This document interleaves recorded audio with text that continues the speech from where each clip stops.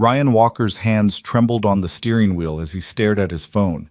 His daughter's school photo lit up the cracked screen, and beneath it, a text that made his stomach drop. Suspended pending investigation. 24 hours ago, he'd made one decent choice, staying with a drunk woman so she wouldn't be alone. Now that woman, Evelyn Hart, CEO of the most powerful tech company in New York, had vanished, and he was branded a predator by the entire internet. One photograph, one night of kindness, and his daughter's future was being ripped away by a lie he couldn't fight alone. Before we begin this story of how one father's integrity became a public scandal, please hit that like button and comment with your city below. I want to see how far Ryan's story travels across the world. The thing about being invisible was that Ryan Walker had gotten good at it. Not invisible in the supernatural sense, though some mornings, dragging himself out of bed at 4:30 after 3 hours of sleep, pulling on the same black suit that smelled faintly of coffee and someone else's expensive cologne, he wondered if he'd somehow slipped between the cracks of the real world entirely. No, Ryan was invisible in the way that service workers become invisible to the people they serve, the way a driver becomes part of the car itself, just another mechanical component facilitating someone else's important life. He'd been driving for Apex Executive Transportation for 2 years now, ever since the marketing firm where he'd worked as a junior graphic designer had restructured him right out of a career. The severance had lasted 4 months. His daughter Mia's private school tuition, the one thing his ex-wife had insisted on before she'd decided motherhood wasn't for her and disappeared to Portland with a yoga instructor, had eaten through his savings in 6. So now Ryan drove. Late nights mostly, because that's when the real money was. Corporate executives stumbling out of galas and charity dinners, tech founders too important to take the subway, visiting investors who needed to be shuttled between Michelin-starred restaurants and their hotel suites. He drove them all, and they noticed him exactly never, which was fine. Ryan had learned that being noticed rarely led anywhere good.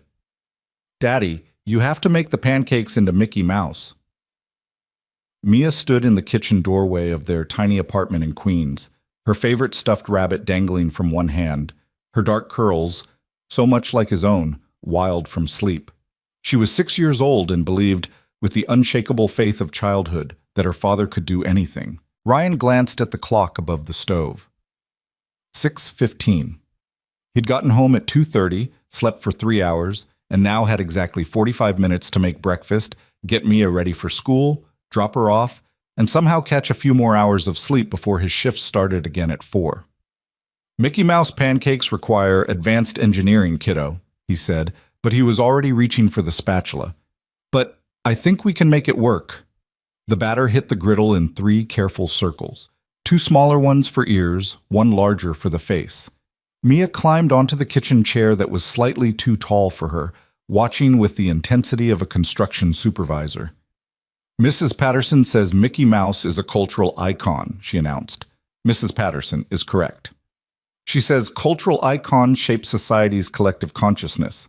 Ryan flipped the pancake, hiding his smile. Mia's vocabulary had always been advanced, another gift from the expensive private school that was slowly bankrupting him, though he'd cut off his own arm before he'd admit that to anyone, especially his daughter. "Mrs. Patterson sounds very smart." "She is. She has 3 degrees." Mia paused, considering. "Daddy, how many degrees do you have?" "Just 1, baby, but it's a good one." It had been a good one, actually. Bachelor of Fine Arts from a state school, graduated with honors full of dreams about design and creativity and making things that mattered. That had been another life, before marriage and divorce and single fatherhood had converted dreams into obligations and obligations into late-night driving shifts. He slid the Mickey Mouse pancake onto Mia's plate. It looked more like a slightly deformed bear, but she squealed with delight anyway, and watched her drown it in syrup with the enthusiasm of someone who'd never had to worry about grocery budgets. "Perfect," she declared. Ryan poured himself black coffee that was too strong and too bitter, the kind that punched you awake when sleep was a luxury you couldn't afford, and leaned against the counter while Mia ate. Through the kitchen window, he could see the neighbor's laundry hanging on the fire escape across the air shaft, frozen stiff in the December cold. Snow had started falling again during the night, The third storm in 2 weeks. The city looked cleaner under snow, like someone had thrown a white sheet over all the grime and exhaustion. His phone buzzed. Apex Transportation, the dispatch system sending him his first assignment of the day, except it was only 6:30 in the morning, and his shift didn't start until 4 in the afternoon. Urgent. Driver needed for Meridian Tech corporate event tonight. CEO transport. Premium rate. Confirm availability. Ryan stared at the message. Premium rate meant double pay, sometimes triple if the client was demanding enough. Premium rate meant he could maybe catch up on the credit card bill that had been sending him increasingly threatening notices. Premium rate meant canceling the one evening this week he'd planned to actually be home for Mia's bedtime. Daddy, you okay? He looked up. Mia had syrup on her chin and concern in her eyes that no 6-year-old should have to feel for her father. Yeah, baby, just work stuff. Do you have to drive tonight? The question landed like a punch. Mia never complained. She'd learned early that complaints didn't change circumstances. But Ryan could hear the hope underneath the words. Hope that maybe, just once, he'd be there to read her a bedtime story instead of Mrs. Chen from downstairs, the elderly neighbor who watched Mia on the nights Ryan worked late, and who was kind, but wasn't him. He typed out a reply before he could change his mind. Confirmed. Available for assignment. Yeah, kiddo, I have to drive tonight. But I'll be home before you wake up tomorrow and we'll have pancakes again, whatever shape you want. Even if I want the Statue of Liberty? I'll figure it out. Mia nodded, accepting this with the grace of someone who'd accepted worse.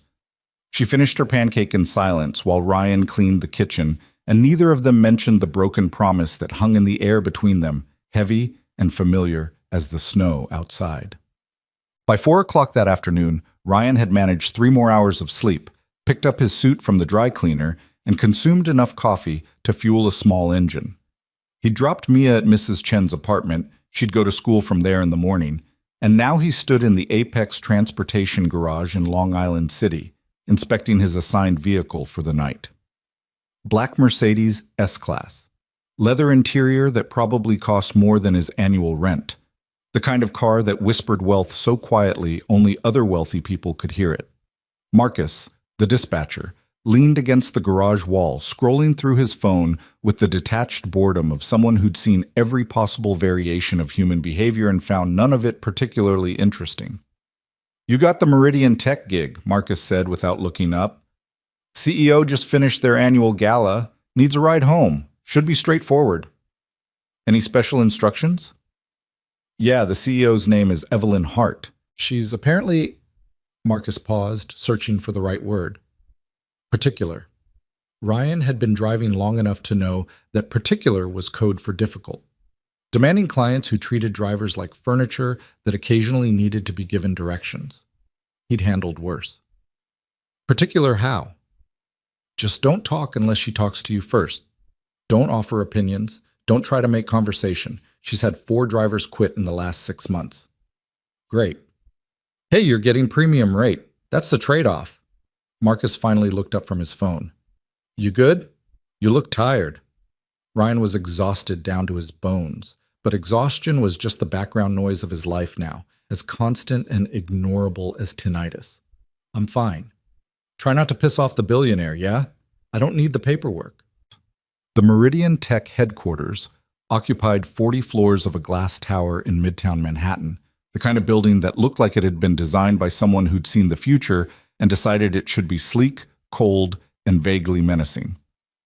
Ryan pulled up to the entrance at 6:30, right on schedule, and waited. And waited. Waiting was 90% of the job.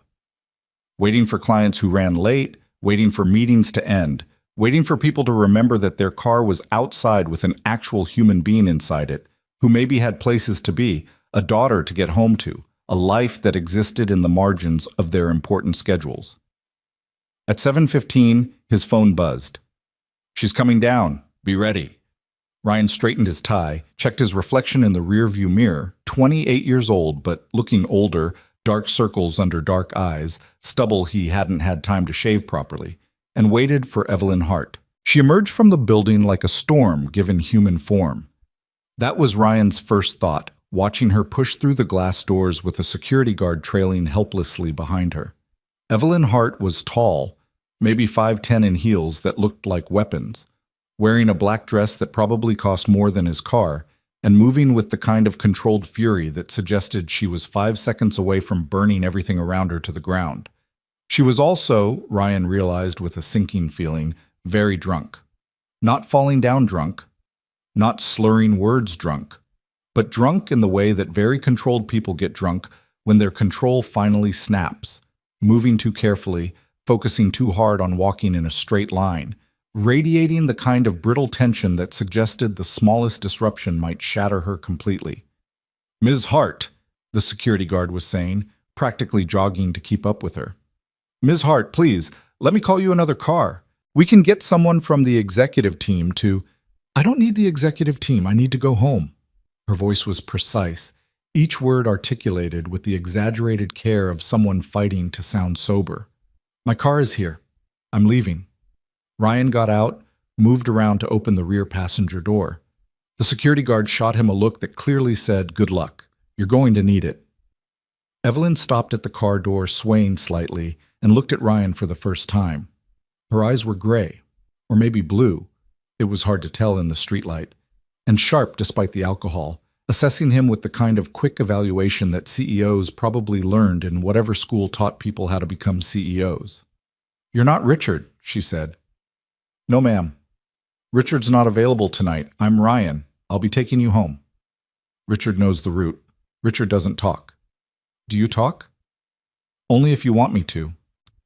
She studied him for another moment, and Ryan had the uncomfortable feeling of being weighed against some invisible standard and probably found lacking. Then she slid into the back seat without another word. Ryan closed the door, returned to the driver's seat, and pulled away from the curb as the security guard watched them disappear into Manhattan traffic with an expression of profound relief. The address was already programmed into the GPS, Central Park West, naturally. The kind of neighborhood where a one-bedroom apartment cost what most people made in a decade, where doormen knew your name and your net worth and treated you accordingly. For the first 20 minutes, Evelyn sat in complete silence. Ryan watched her in the rearview mirror, the way she stared out the window at the city sliding past, her jaw tight, one hand gripping her phone like it might escape if she loosened her hold. They were stopped at a red light on Fifth Avenue when she finally spoke. "Do you know what I did tonight?" The question caught Ryan off guard. In 2 years of driving, exactly 0 clients had ever asked him anything personal, let alone something that sounded like the beginning of a confession. "No, ma'am. I gave a speech. Meridian Tech's 10th anniversary. 10 years of innovation. 10 years of growth. 10 years of changing the industry." She laughed, but there was no humor in it. "I stood on a stage in front of 500 people and told them how grateful I was, how proud, how excited for the future." Ryan waited, sensing that she didn't actually want a response, just a witness. "And do you know what I felt?" "No, ma'am." "Nothing." The word came out flat, final. "I felt absolutely nothing. I looked at all those people, my company, my success, and I felt like I was watching someone else's life through glass." The light turned green. Ryan drove. "My mother called this afternoon," Evelyn continued, her voice taking on that too careful precision again, "to congratulate me on the anniversary. She said, 'You must be so happy, darling. You have everything you ever wanted. Everything I ever wanted.'" She fell silent again, and Ryan thought maybe that was the end of it. But then, "I built this company from nothing. 17-hour days, sleeping on the office couch, giving up every relationship, every friendship, every moment of my life that wasn't about growth and profit and market share. I did that. I sacrificed everything to build something that mattered. And now I run an empire, and I have a penthouse overlooking Central Park, and I have power that makes grown men nervous, and I am so goddamn lonely I could scream." The confession hung in the air between them, raw and unexpected. Ryan kept his eyes on the road, giving her the privacy of not being watched while she came apart. "I drank too much tonight," she said, quieter now. "I don't usually drink. Drinking means losing control, and I can't afford to lose control. But tonight I couldn't stand being sober for one more second of being congratulated for a life I don't even recognize anymore." They turned onto Central Park West. The buildings here were pre-war elegance, the kind of old money architecture that suggested wealth so established it didn't need to announce itself. "I'm sorry," Evelyn said suddenly. "I shouldn't be. I don't know why I'm telling you this." "It's okay," Ryan said, surprising himself. "Sometimes it's easier to talk to strangers." "You're very diplomatic. They must train you for that." "Not really. I get it. Feeling alone, I mean, even when you're surrounded by people." He could feel her attention sharpen on him, even without looking in the mirror. "You have someone?" she asked. "A daughter. Mia. She's 6. "And her mother?" "Not in the picture." "So you're alone." "I have Mia. That's not alone." Evelyn made a sound that might have been agreement or might have been something else. "Children are lucky. They still believe people are good." Ryan thought about Mia's face that morning, the way she'd accepted his broken promise with the grace of someone who'd learned too young that the world didn't care about your disappointment. "Yeah," he said. "They are." They pulled up in front of her building, a limestone tower with an awning and a doorman who practically saluted as the car arrived. Ryan got out, moved to open her door, but Evelyn didn't move. She sat in the back seat, staring at the building entrance like it was the gates of hell. "I don't want to go in there," she said quietly. Ryan crouched down beside the open door, meeting her eyes. Up close, he could see the exhaustion underneath the makeup, the kind of bone-deep weariness that came from holding yourself together too long with nothing but willpower and spite. "Ms. Hart, it's too empty, too quiet. I'll just sit there and drink more and think about how this is what success looks like, and I don't know if I can do that tonight." Her voice cracked on the last word, and Ryan saw it then. Not the CEO, not the billionaire, not the woman who'd built an empire, just someone scared and drunk and desperately, achingly alone. The smart thing would be to gently encourage her inside, wait for the doorman to take over, collect his premium rate, and go home. The smart thing would be to maintain professional distance, avoid complications, protect himself and his job and his daughter's future. Ryan had never been particularly good at doing the smart thing. "Okay," he said. "Then we'll sit here for a minute, until you're ready." Evelyn looked at him like he'd spoken a foreign language. "You'll wait?" "That's the job. The job is to drive me home. You drove me home. The job is to get you home safely. That means making sure you actually make it inside." Something shifted in her expression. Surprise, maybe? Or something more complicated. She blinked, and Ryan saw tears threatening to spill over that she was fighting desperately to control. "I can't be alone tonight," she whispered. "I know that's pathetic. I know I'm a grown woman who should be able to handle one night in her own apartment. But I can't. I can't do it." Every instinct Ryan had was screaming at him to step back, to call the doorman, to extract himself from the situation before it became something he couldn't control. He thought about Mia, about his job, about all the ways this could go wrong. But he also thought about what it felt like to be so alone that even the prospect of your own company was unbearable. He thought about nights after his ex-wife left, when Mia was asleep and the apartment was quiet, and the loneliness was so heavy he could barely breathe under the weight of it. "I can come up," he heard himself say, "just for a little while. Make sure you're settled, make some coffee maybe. Then I'll leave." Evelyn stared at him. "You'd do that?" "I'm not going to leave you like this. You don't even know me. I know you're a person who's having a hard night. That's enough." For a long moment, she didn't move. Then, slowly, she nodded. "Okay, yes, thank you. I'll pay you for the extra time, obviously. That's not why I'm offering." "I know, but I'll pay you anyway." She climbed out of the car, steadier now that she had a plan, something to focus on besides her own loneliness. Ryan locked the vehicle and followed her into the building, nodding at the doorman who looked mildly confused but too professional to comment. The elevator ride to the penthouse was silent. Evelyn stood perfectly still, watching the numbers climb, her reflection ghostly in the polished brass doors. Ryan stood in the corner, trying not to think about what he was doing, how many professional boundaries he was crossing, how spectacularly this could end. The penthouse was exactly what Ryan expected. Floor-to-ceiling windows overlooking Central Park, modern furniture that looked uncomfortable and expensive, art on the walls that was probably worth more than his life. It was beautiful and sterile and felt less like a home than a photograph of what a home should be. Evelyn walked straight to the window, pressing one hand against the glass like she could push through it into the night beyond. "Coffee?" Ryan asked. "Kitchen's through there. There's a machine, but I don't know how to use it. My assistant usually—" She trailed off, laughed bitterly. "I don't even know how to make coffee in my own home." Ryan found the kitchen, all marble counters and appliances that looked like they required engineering degrees to operate. The coffee machine was one of those elaborate Italian systems with more buttons than his car's dashboard. He studied it for a moment, then gave up and started opening cabinets until he found regular ground coffee and a simple French press shoved in the back. He could hear Evelyn in the living room, her heels clicking against the hardwood as she paced, talking to herself in a low voice he couldn't quite make out. 10 minutes later, he brought her a mug of coffee.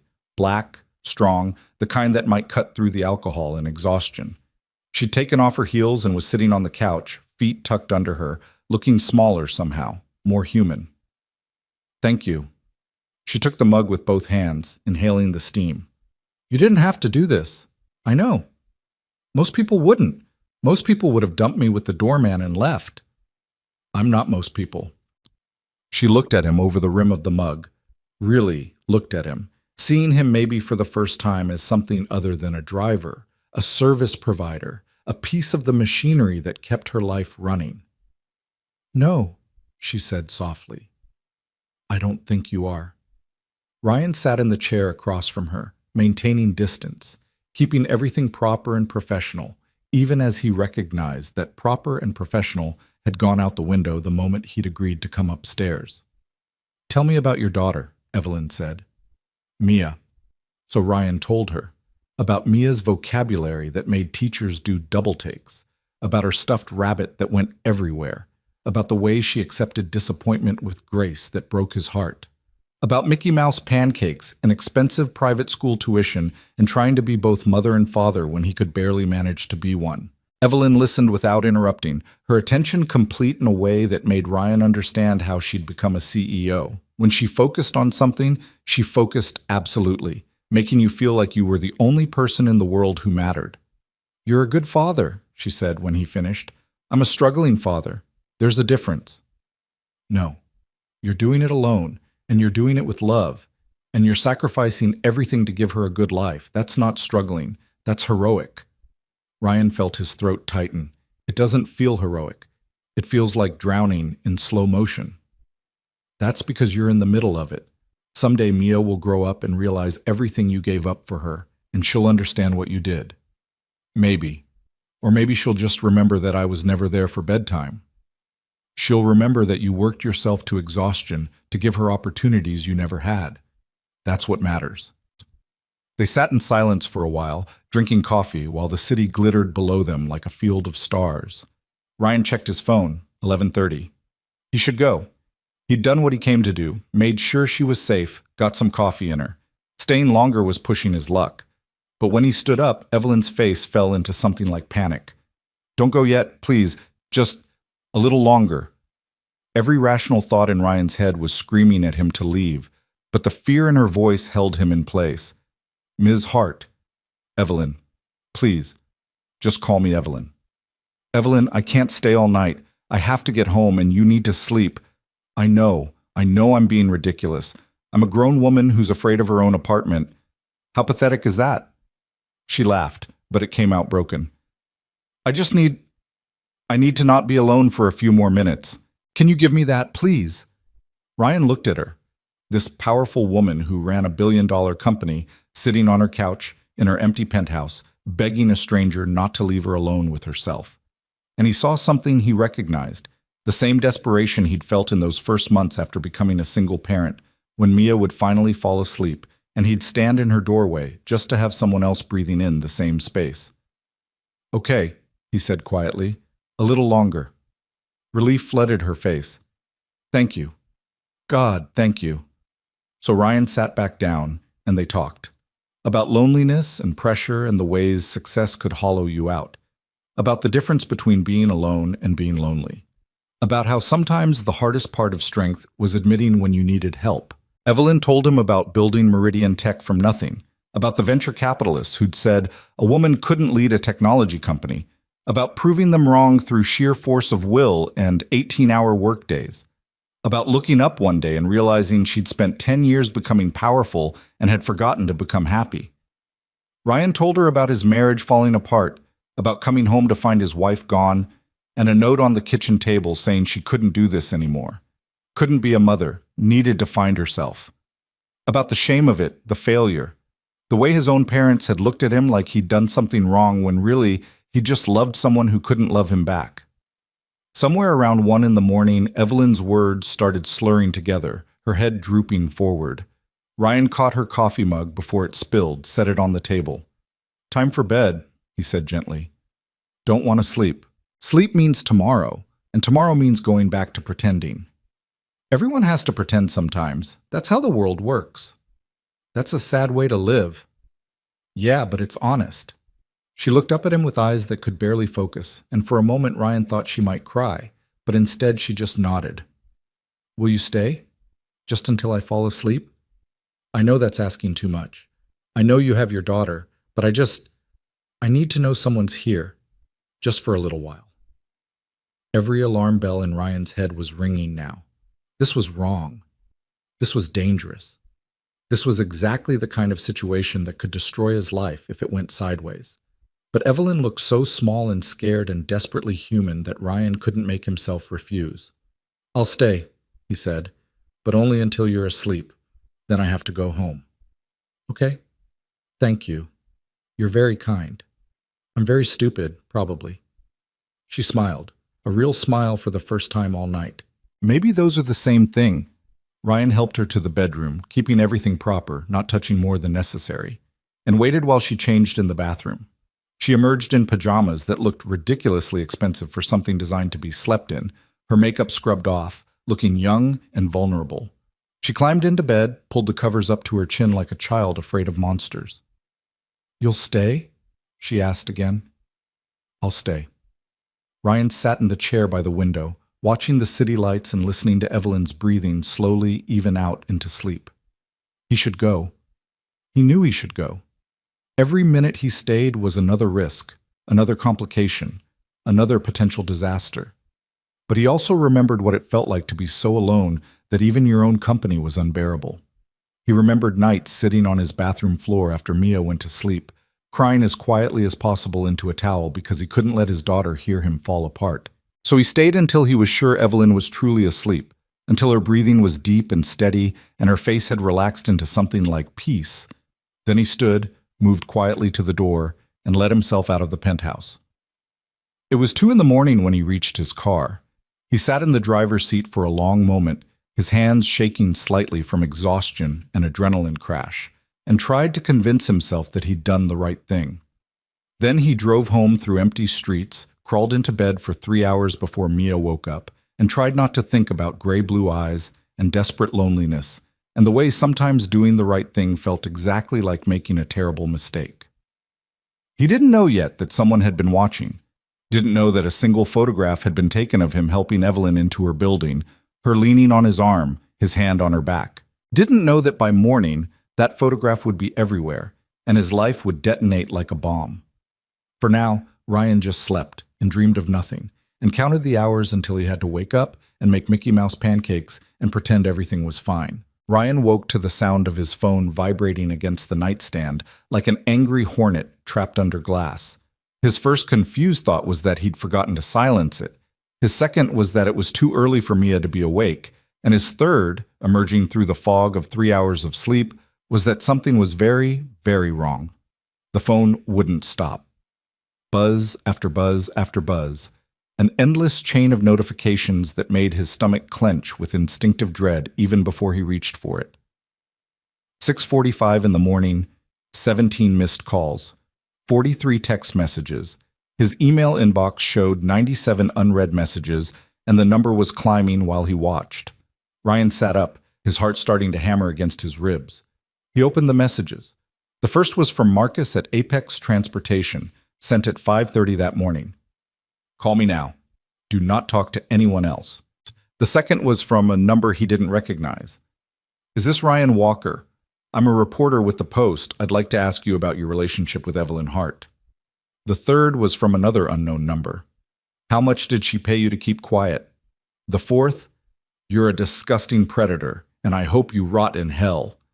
Ryan's hands went numb.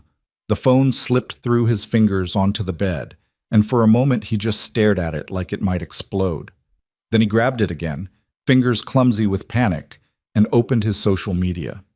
He never used it except to post occasional photos of Mia for his parents in Ohio, but the app opened to a storm of notifications, hundreds of them, thousands maybe, tags and mentions and comments pouring in faster than the system could load them.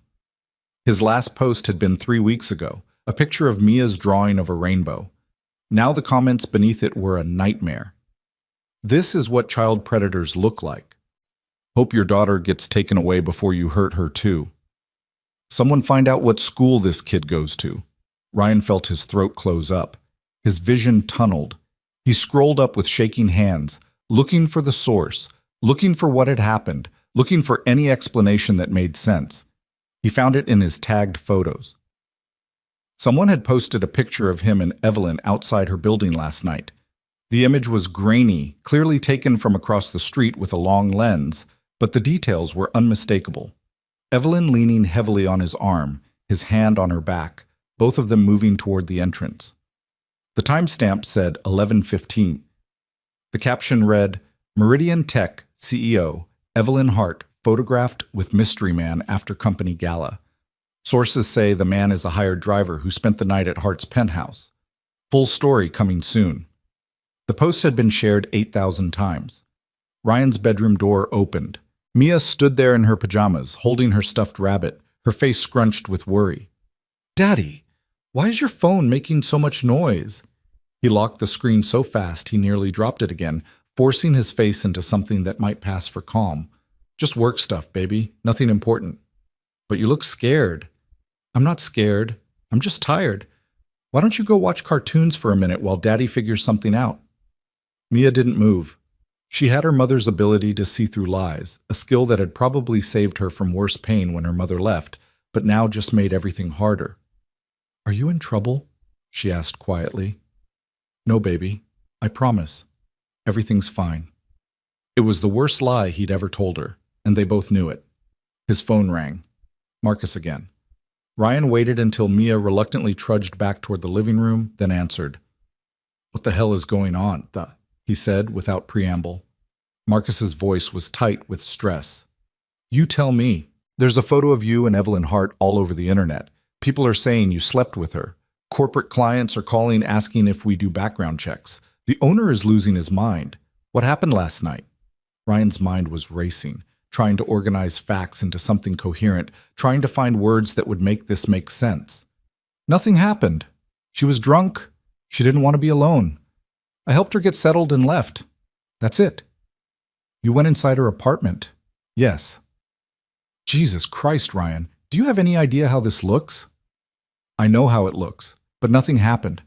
I made her coffee, talked to her until she fell asleep and left. I didn't touch her. I didn't do anything wrong. Marcus was quiet for a moment, and in that silence Ryan heard his entire defense crumbling before he'd even made it. It doesn't matter if you did anything wrong, Marcus said finally. What matters is the photo. What matters is that you're a nobody and she's a billionaire CEO, and now everyone's writing their own story about what happened in that penthouse. Then I'll tell them the truth. The truth doesn't trend, Ryan. Scandal trends. And right now, you're the scandal. Ryan leaned against the wall, feeling the room tilt around him. From the living room, he could hear cartoon music playing, Mia's favorite show about talking animals who solved mysteries. Normal morning sounds from a life that was disintegrating while he listened. What do I do? He asked. Nothing. You say nothing to anyone. No reporters, no social media, nothing. The company's putting out a statement saying we're investigating, which means you're suspended pending review. The word hit like a fist. Suspended?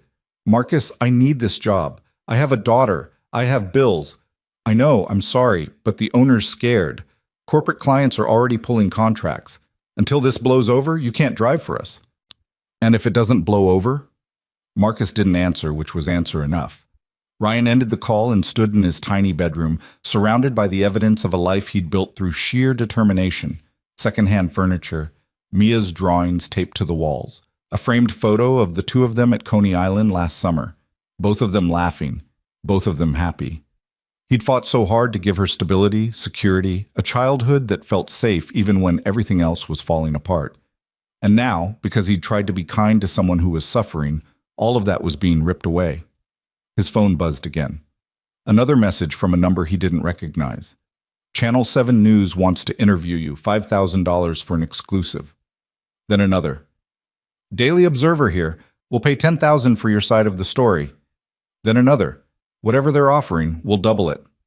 Ryan turned off his phone and walked into the living room. Mia sat cross-legged in front of the television, but she wasn't watching it. She was watching him with eyes too old for her age. "Daddy, what's wrong?" He sat down beside her, pulled her into his lap even though she was getting too big for it, buried his face in her wild curls that smelled like children's shampoo and innocence. "Nothing's wrong, baby girl. Daddy just has to figure some stuff out." "Is it about work?" "Yeah, about work. Are we going to be okay?" The question destroyed him. Ryan held her tighter, feeling her small body against his chest, feeling the weight of every decision he'd made that had led to this moment. "We're always going to be okay," he said. "No matter what happens, we have each other. That's what matters." Mia nodded against his shoulder, wanting to believe him, trying to be brave. "Okay, Daddy." But Ryan could feel her trembling, could feel the fear she was trying to hide, and he wanted to scream at the unfairness of it all, that his daughter should have to be brave, that she should have to worry, that one photograph could destroy the life he'd fought so hard to build for her. The morning descended into chaos. Mrs. Chen called, her voice tight with worry, asking if Ryan had seen the news. His mother called from Ohio, confused and upset, asking what was happening and was he in trouble and why was someone saying terrible things about him online. His landlord called, awkward and apologetic, saying that some reporters had been asking questions, and maybe Ryan should find somewhere else to stay for a few days until things calmed down. Ryan made Mia breakfast. Regular pancakes this time, no Mickey Mouse, his hands too unsteady for anything requiring precision, and tried to maintain some semblance of normalcy while his phone, now turned back on, continued its relentless assault of messages and calls and notifications. At 9 o'clock, someone knocked on the apartment door. Ryan looked through the peephole and saw a woman in a business suit holding a microphone, a cameraman behind her with equipment balanced on his shoulder. "Mr. Walker?" the woman called. "I'm Jennifer Rios from Channel 4 News. I'd just like to ask you a few questions about last night." "Go away," Ryan said through the door. "Mr. Walker, people are saying some very serious things about you. Don't you want a chance to defend yourself?" "I have nothing to say. Please leave." "Just 5 minutes. That's all I'm asking. 5 minutes to tell your side of the story." Ryan stepped back from the door, his heart pounding. Mia appeared beside him, clutching her rabbit. "Who is it?" "Nobody, baby. Just somebody who got the wrong apartment." But the knocking continued, and then Ryan heard other voices in the hallway. More reporters, more cameras, drawn by blood in the water like sharks to a feeding frenzy. He grabbed his phone and called the superintendent, who arrived 20 minutes later and cleared the hallway with threats of trespassing charges, but by then the damage was done. By then Mia had heard the questions being shouted through the door, had heard words like predator, an inappropriate relationship, an investigation, and her small face had gone pale and confused. "Daddy, what does predator mean?" "It doesn't mean anything, baby. Those people are confused." "But they said you did something bad." "I didn't do anything bad. I helped someone who needed help, that's all." "Then why are they mad at you?" Ryan knelt down so he was at her eye level, taking her small hands in his. Sometimes people get the wrong idea about things. Sometimes they hear one part of a story and think they know the whole thing. But they don't know. They don't know me, and they don't know what really happened. "But you know what happened." "Yeah, baby, I know what happened." "Then why don't you tell them?" It was such a simple question, asked with the absolute faith that the truth mattered, that honesty would fix everything, that the world was fair and just and reasonable. Ryan didn't have the heart to tell her she was wrong. By noon, the story had evolved. News websites were running headlines like Tech CEO's Secret Affair with Driver and Meridian Tech Scandal, what really happened at Evelyn Hart's penthouse? Social media had created an entire narrative. Ryan was a gold digger, a manipulator, someone who'd taken advantage of a drunk woman for money or fame or both. Someone found his LinkedIn profile and posted screenshots showing he'd been a graphic designer before becoming a driver, and suddenly that became proof of his opportunism. Someone else found his divorce records and decided that proved he had a history of failed relationships. Everything he'd ever done, every choice he'd ever made, was being weaponized against him by strangers who'd never met him and never would. The only mercy was that nobody had found Mia yet. Nobody had connected his daughter to the story, hadn't discovered what school she went to or posted her picture online. Ryan lived in terror that they would, that the circus surrounding him would eventually swallow her too. At 2 p.m, his phone rang with a number he didn't recognize. He almost didn't answer, almost let it go to voicemail with all the other reporters and curiosity seekers, but something made him pick up. "Mr. Walker?" The voice was female, crisp, professional. "My name is Catherine Chen. I'm Evelyn Hart's chief of staff. Ms. Hart would like to speak with you." Ryan's throat went dry. "I don't think that's a good idea. Mr. Walker, I understand you're in a difficult position. Ms. Hart is as well. She believes a conversation might be beneficial to both of you." "Beneficial how? Every time I've been near her, my life has gotten worse." "She's aware of that. She'd like to help." "Help? Where was she this morning when reporters were pounding on my door? Where was she when I got suspended from my job? Where was she when people started calling me a predator?" Catherine's voice remained maddeningly calm. "She's been dealing with her own crisis, Mr. Walker. The board is demanding her resignation. Investors are panicking. The company's stock dropped 6% at opening. She hasn't left her apartment since last night." Something in Ryan softened despite himself. "Is she okay?" "No, she's not okay. Which is why she's asking to speak with you. You were the last person who treated her like a human being.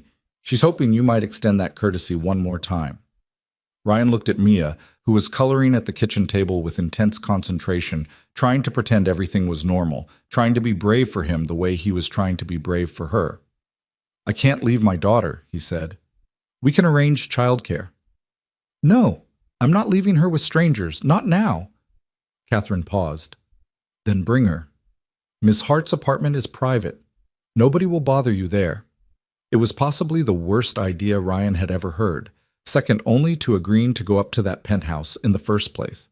Taking his daughter into the center of the scandal that was destroying his life seemed like the definition of poor judgment.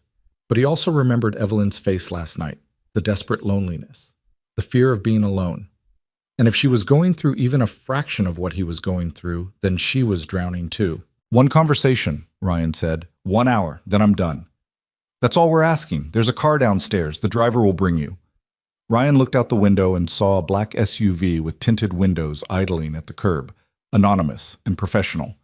They'd sent the car before he'd even agreed, which should have annoyed him, but instead just made him tired. "Give me 10 minutes. He helped Mia pack a backpack with coloring books and her tablet and snacks, explaining that they were going to visit someone for a little while, someone nice, someone who needed help.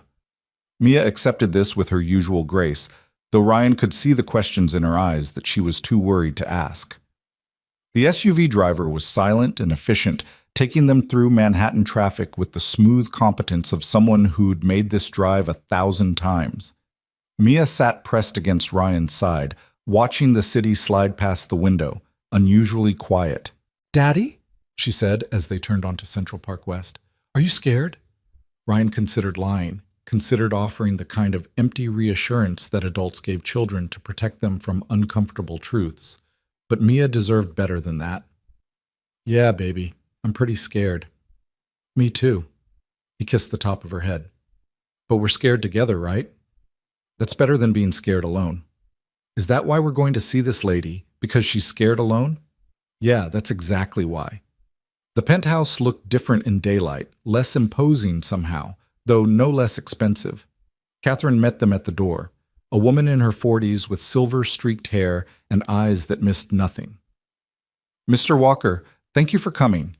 She looked down at Mia with something that might have been sympathy. "And you must be Mia." Mia pressed closer to Ryan's leg, suddenly shy. "There's a room set up for you," Catherine said to her gently, "with books and games. Would you like to see?" Mia looked up at Ryan for permission. He nodded, and she followed Catherine down a hallway, leaving Ryan alone in the vast living room where he'd sat just hours ago, when the world still made sense. Evelyn emerged from the bedroom looking nothing like the CEO he'd driven last night. She wore sweatpants and an old college sweatshirt, her hair pulled back in a messy ponytail, her face bare of makeup. She looked young and exhausted and more human than any photograph of her had ever captured. "Ryan, thank you for coming. I wasn't sure you would." "I wasn't sure I would either." They stood there for a moment, two people who'd been thrown together by circumstance and were now joined by scandal, neither quite sure what to say. "I'm sorry," Evelyn said finally. "God, I'm so sorry. This is my fault. If I hadn't been drunk, if I hadn't asked you to stay, none of this would have happened. You didn't take the photograph. You didn't create the story. You were just having a bad night. And you were just trying to help. And now you're being destroyed for it." Her voice cracked. "They're calling you terrible things. They're saying you took advantage of me. They're saying, God, Ryan, I saw what they're saying about you.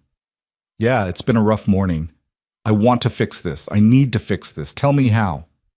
Ryan laughed, but it came out bitter. "You can't fix this. You can't unring a bell. The story's out there, and people believe what they want to believe. Then I'll tell the truth.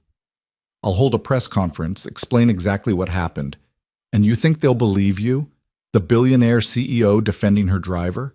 That'll just make it worse. They'll say you're covering for me, or that I'm manipulating you, or that you're both lying. The truth doesn't matter anymore. The narrative matters." Evelyn sat down heavily on the couch, looking like she might cry. "So what do we do? Just let them destroy us both?" "I don't know. I'm just trying to figure out how to explain this to my daughter, how to tell her that her dad's being called a predator because he tried to be kind to someone." "You brought her here?" "I couldn't leave her alone. Not with reporters outside my building." Something shifted in Evelyn's expression, guilt mixing with determination. "Then we'll figure this out, together. I have lawyers, PR people, resources. I don't need your resources. I just need my job back and my reputation back and my daughter to feel safe again." "I know, and I'm going to help you get that." "Why?" The question came out harsher than Ryan intended. "Why do you care? You don't know me. I'm just some driver who happened to be there at the wrong time."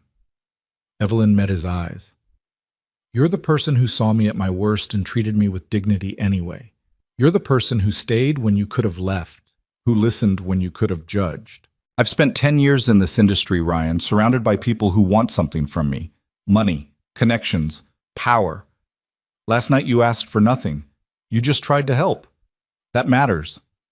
Ryan felt something loosen in his chest, some tight coil of fear and anger unwinding slightly. "I need to check on Mia." He found her in what appeared to be a guest bedroom converted into a makeshift playroom, coloring at a desk while Catherine worked on her laptop in the corner. Mia looked up when he entered, her face brightening. "Daddy, look! They have the fancy colored pencils, the ones with 64 colors." "That's great, baby." He kissed her forehead, checked that she was okay, then returned to the living room where Evelyn was pacing. "My board wants me to resign," she said without preamble. "They're saying I've become a liability, that my personal life has compromised the company's reputation. They're calling an emergency meeting tomorrow morning." "Will you do it? Resign?" "I've spent 10 years building this company. I've bled for it, sacrificed everything for it, and now they want me to walk away because of one photograph. That's not fair. Nothing about this is fair, not to you, not to me, not to anyone." Ryan's phone buzzed. He glanced at it and felt his blood run cold. The message was from a number he didn't recognize, but the content was unmistakable. A screenshot of Mia's school enrollment page, her full name, her classroom, her teacher's name. And beneath it a single sentence, "Found her. Let's see how brave Daddy is when his kid's face is everywhere." Ryan's hands started shaking so badly he nearly dropped the phone. The room spun. He couldn't breathe, couldn't think past the terror flooding his system. "Ryan, what is it?" He showed her the message without speaking, watched her face go white as she read it. "Oh my God, They found your daughter. I have to get her out of here. I have to take her somewhere safe. I have to. Evelyn grabbed his shoulders, forced him to look at her. Listen to me. We're going to handle this. I'm calling my security team right now. Nobody's going to touch your daughter. Nobody's going to post anything about her. We're going to protect her. How? How are you going to stop thousands of strangers on the internet from... Because I'm going to end this right now. She pulled out her phone, dialed a number, and spoke with cold precision. Catherine, arrange a press conference today, 4 o'clock. I don't care what we have to cancel, and get our entire legal team ready. I want cease and desist letters drafted for anyone who posts information about Ryan Walker's daughter. I want injunctions. I want lawsuits. I want every weapon we have aimed at anyone who goes near that child. Do you understand? Ryan heard Catherine's voice through the speaker, rapid and efficient, confirming instructions. Evelyn ended the call and turned back to Ryan. You're going to stay here today? Both of you. My security team will make sure nobody gets anywhere near this building. At 4 o'clock, I'm going to tell the entire world exactly what happened last night. The truth, all of it. That's not enough. The truth wasn't enough this morning. That's because I wasn't the one telling it. But I am now.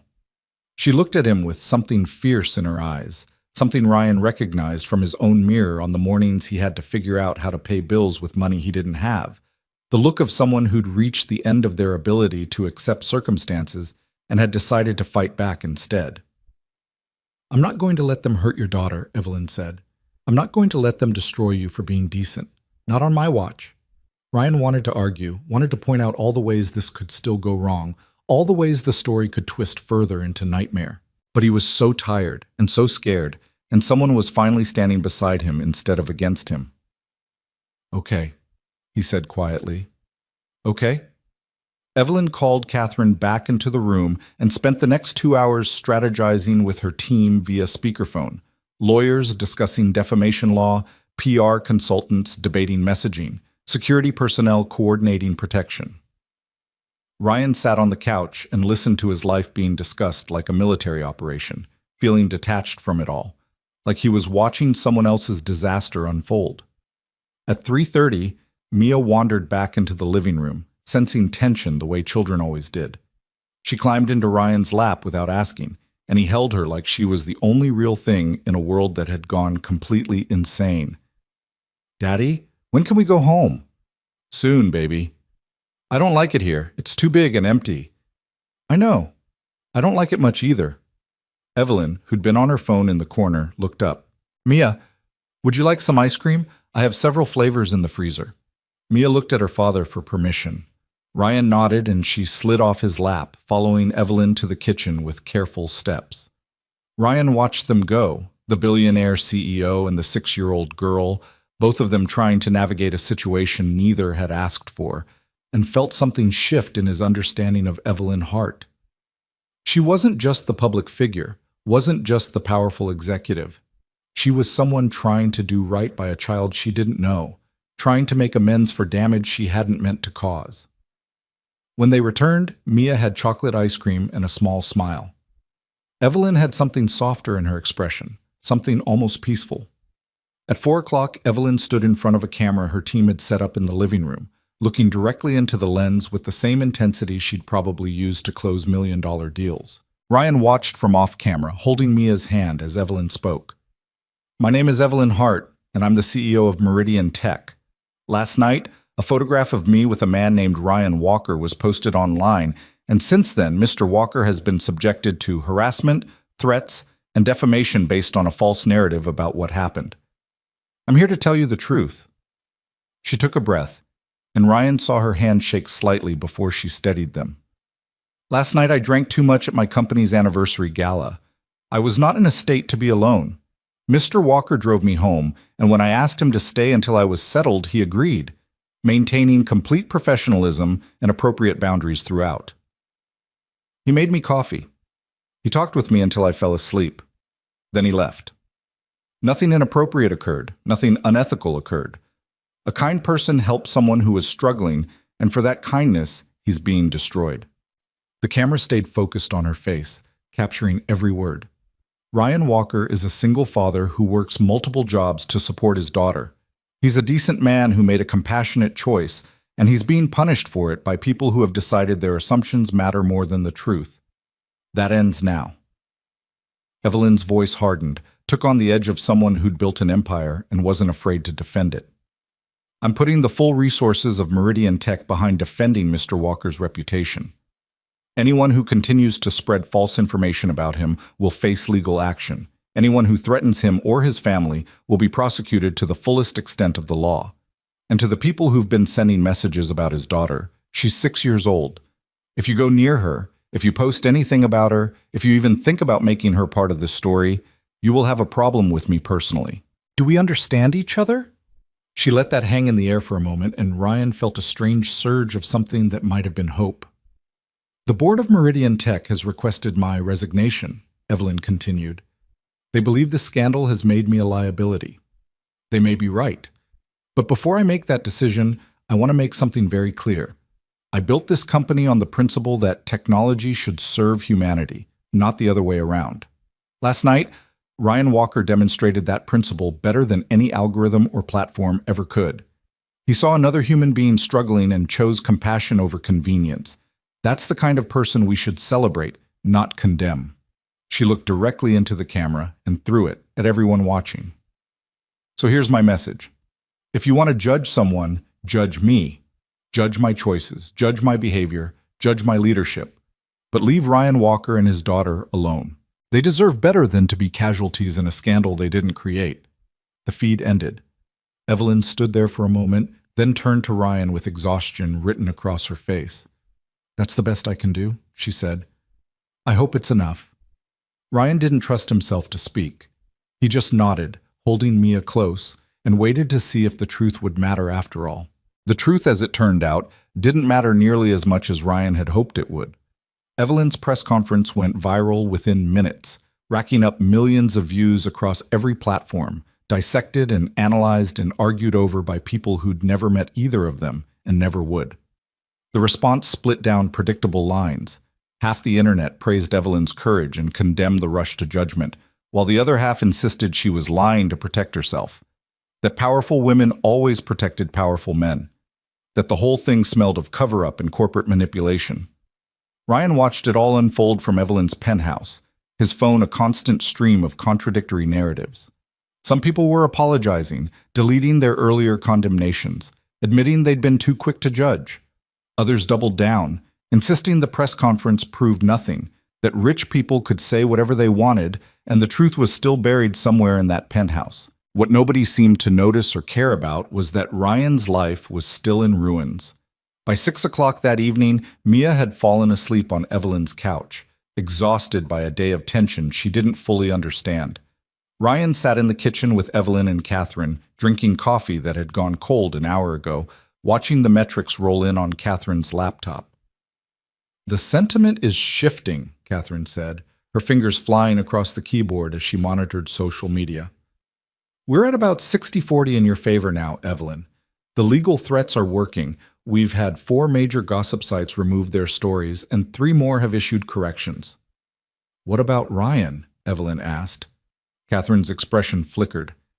He's still trending, but the tone is changing. Less outright hostility, more debate. Some of the original posters are getting backlash for jumping to conclusions. Some, Ryan said flatly. Not all. These things take time. Time I don't have. I'm suspended from my job. I have reporters camped outside my apartment. My daughter heard strangers call her father a predator. How much time do I need for that to not matter anymore? Catherine had the grace to look uncomfortable. I understand your frustration. Do you? Because from where I'm sitting, all we've done is trade one kind of attention for another. Before, everyone thought I was a predator. Now half of them think I'm a predator, and the other half thinks I'm a victim. Either way, I'm still the guy in the photograph. I'm still the scandal. Evelyn reached across the table, her hand stopping just short of touching his. We're not done fighting. The press conference was just the first step. First step toward what? You got to tell your story. You got to defend yourself. What about me? What about my story? You can tell it. We'll arrange interviews, platforms, whatever you need. I don't want to tell it. I don't want to be a story at all. I just want to go back to my life. I want to drive my car, make my daughter breakfast, and be invisible again. But I can't, because someone took a photograph and decided they knew everything about me based on one frozen moment. The words came out harsh, angrier than Ryan had intended, but he couldn't seem to stop them. Everything he'd been holding back since this morning, the fear, the humiliation, the bone-deep exhaustion of having his private life turned into public entertainment, came pouring out in Evelyn's pristine kitchen. "I didn't ask for any of this," he said. "I made one choice, one decent choice, and it destroyed everything. And now you're telling me to be patient, to wait for public opinion to shift, like that's going to fix the fact that my landlord wants me out, my job is gone, and my daughter is scared to leave the house." Evelyn's face was pale. I know it's not fair. I know I can't fix what's already been broken. But I'm trying, Ryan. I'm trying to make this right." "You can't make it right. You can make it better, maybe.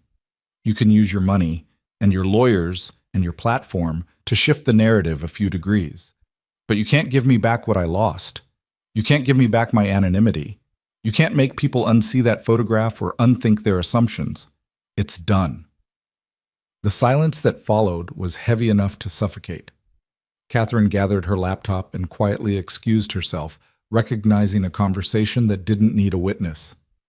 Evelyn sat across from Ryan, her hands wrapped around her coffee mug, looking smaller than someone so powerful should be able to look. "You're right," she said finally. "I can't fix this. I can't undo what happened, but I can keep fighting anyway, because the alternative is accepting that one photograph should define the rest of your life, and I won't accept that." "Why?" Ryan looked at her, really looked at her, trying to understand what drove someone to throw themselves into a battle that wasn't even theirs. "Why do you care so much? You barely know me." "Because you didn't have to help me last night. You could have left me in that car, called my assistant, washed your hands of the whole situation. But you didn't. You stayed because I asked you to, because I was scared and alone, and you're the kind of person who can't walk away from someone suffering. That matters, Ryan. In a world full of people looking out for themselves, you looked out for someone else. I won't let you be punished for that." Ryan wanted to argue, wanted to point out that her noble intentions didn't change his reality, didn't pay his bills or restore his reputation, but he was too tired for anger, too worn down to do anything but accept the help being offered, however inadequate it might be. "What happens now?" he asked. "Now we prove them wrong. All of them. The people who think you're a predator, the people who think I'm a liar, the people who think they know what happened in this apartment. We prove them wrong by showing them exactly what did happen." "How?" Evelyn pulled out her phone, tapped through several screens, then turned it toward him. "Security footage. The building cameras captured everything. You helping me into the lobby, the elevator ride, me practically falling asleep in the hallway while you opened my door. The timestamps match your story exactly. 23 minutes from arrival to when you left again. Not long enough for anything to happen except exactly what you said happened." Ryan stared at the grainy footage, watching himself from an angle that turned the night into something clinical and irrefutable. There he was, keeping careful distance, his body language screaming professional boundaries, his face tight with concern, but nothing else. "Why didn't you show this before?" "Because I needed the board to see it first. I needed them to understand that this wasn't a scandal. It was a witch hunt. I showed them the footage 3 hours ago, right after the press conference." "And?" Evelyn's smile was grim. "And they're recanting their demand for resignation, publicly, tomorrow morning. They're also issuing a statement condemning the harassment you've faced and pledging to support efforts to protect your privacy." "That doesn't get me my job back." "No, but this might." She pulled up another document on her phone. "I called Marcus at Apex Transportation, explained the situation, showed him the footage. He's reinstating you effective immediately with back pay for the suspension and a formal apology." Ryan felt something crack open in his chest, relief so sharp it hurt. "He is?" "He is. I may have also mentioned that Meridian Tech is looking for a new executive transportation contract and would be very interested in working with companies that demonstrated integrity in difficult situations. That might have influenced his decision." "You bribed him." I incentivized him. There's a difference. For the first time in 24 hours, Ryan laughed. It came out rough and slightly unhinged, but it was real. You're manipulative as hell, you know that? I prefer strategically persuasive, but yes. Ryan looked at the security footage again, watching himself help a drunk woman inside, stay long enough to make sure she was safe, then leave. Such a simple sequence of events, so mundane and unremarkable when you actually saw it instead of imagining it through the lens of scandal. Will you release this publicly? Only if you want me to. It's your privacy too, Ryan, your choice. He thought about it, weighing the violation of having that night broadcast to millions against the possibility of finally, definitively proving his innocence. The footage would show the truth, but it would also mean reliving the worst day of his life over and over as people analyzed and debated and picked apart every second. Not yet, he said. Keep it as backup in case things get worse. But I don't want Mia to grow up and find that video of her father on the internet, evidence of the time everyone thought he was a predator. Some truths are better kept private. Evelyn nodded, understanding in her eyes. Then we keep it private. The board knows. Marcus knows. My legal team knows. That's enough for now. Ryan's phone buzzed. He glanced at it, expecting another threat or accusation, but instead found a text from his mother. Saw the press conference. Are you okay? Call me when you can. Then another from Mrs. Chen. Mia can stay with me as long as you need. Don't worry about anything except taking care of yourself. Then Marcus. You're back on the schedule Monday night. Premium rates. Sorry for the trouble. One by one, the messages came in. Not from strangers with opinions, but from people who actually knew him, people whose opinions actually mattered. Not everyone believed the worst anymore.